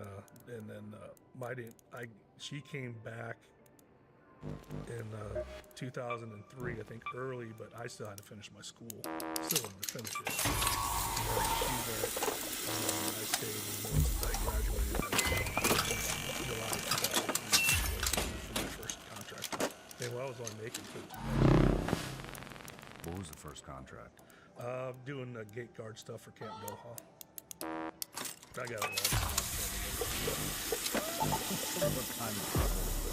Well, you'd have guys coming back. You'd have dudes coming from Kuwait, or from Iraq, from the combat zone.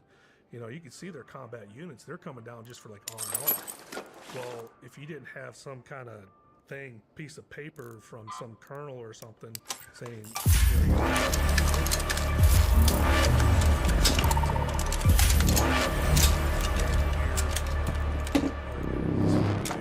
individuals here, and I'd tell them what's going on. I just let them on. I just say, you're gonna have a big issue getting off if you don't get this. They probably won't let you off, but have a good time, boys. And I was like, oh, just please do me a favor, just don't tell them who let you on, because I won't be able to do it for anybody else. Well, they finally figured it out. Right on, man. So they put me out. They took me off gate, put me interior stuff, and it was just like whatever.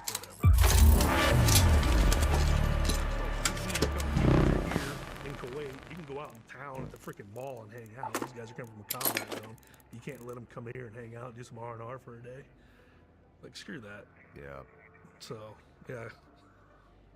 So where do you go from there? That's when you start looking at the contracts that are going on. Again, you're looking 03 to 04. You know, that's when Blackwater really blew up with the 4 guys who got dragged and hung on the bridge and stuff like that. So trying to find companies that were reliable, contract companies. There are so many flags. The ones that would actually, they do drive-bys on military bases. I don't know if you heard about that stuff. Yeah, some of these contracts, Americans do it for some. Tell me drive-bys. Yeah, like going by military and shooting at them. Are you serious? When the hell was this happen? Like the 04, 05. Like really the Wild West. Holy shit. So a lot of you just, so you had to be careful. There's one that I know, a couple of the guys that I was doing security with, one of them was named Little. He actually ended up going with Blackwater. But he was going to go in there and do security work, and I was just like, dude, you don't have enough training for that. You know, you're going from an admin guy in the Army to doing PSD work over there, and only going to give you a 2-week train up. Him and his own team is getting whacked like a month in. Damn. But it was some of the other ones, again, they're paying you like 90 grand like for a month, 2 months at a time. But some of them, they're not even going in with real guns. They're going with like broomsticks painted as guns and all kinds. So you got to be very careful. Yeah, I remember. I mean, I fell into one of those. Not quite that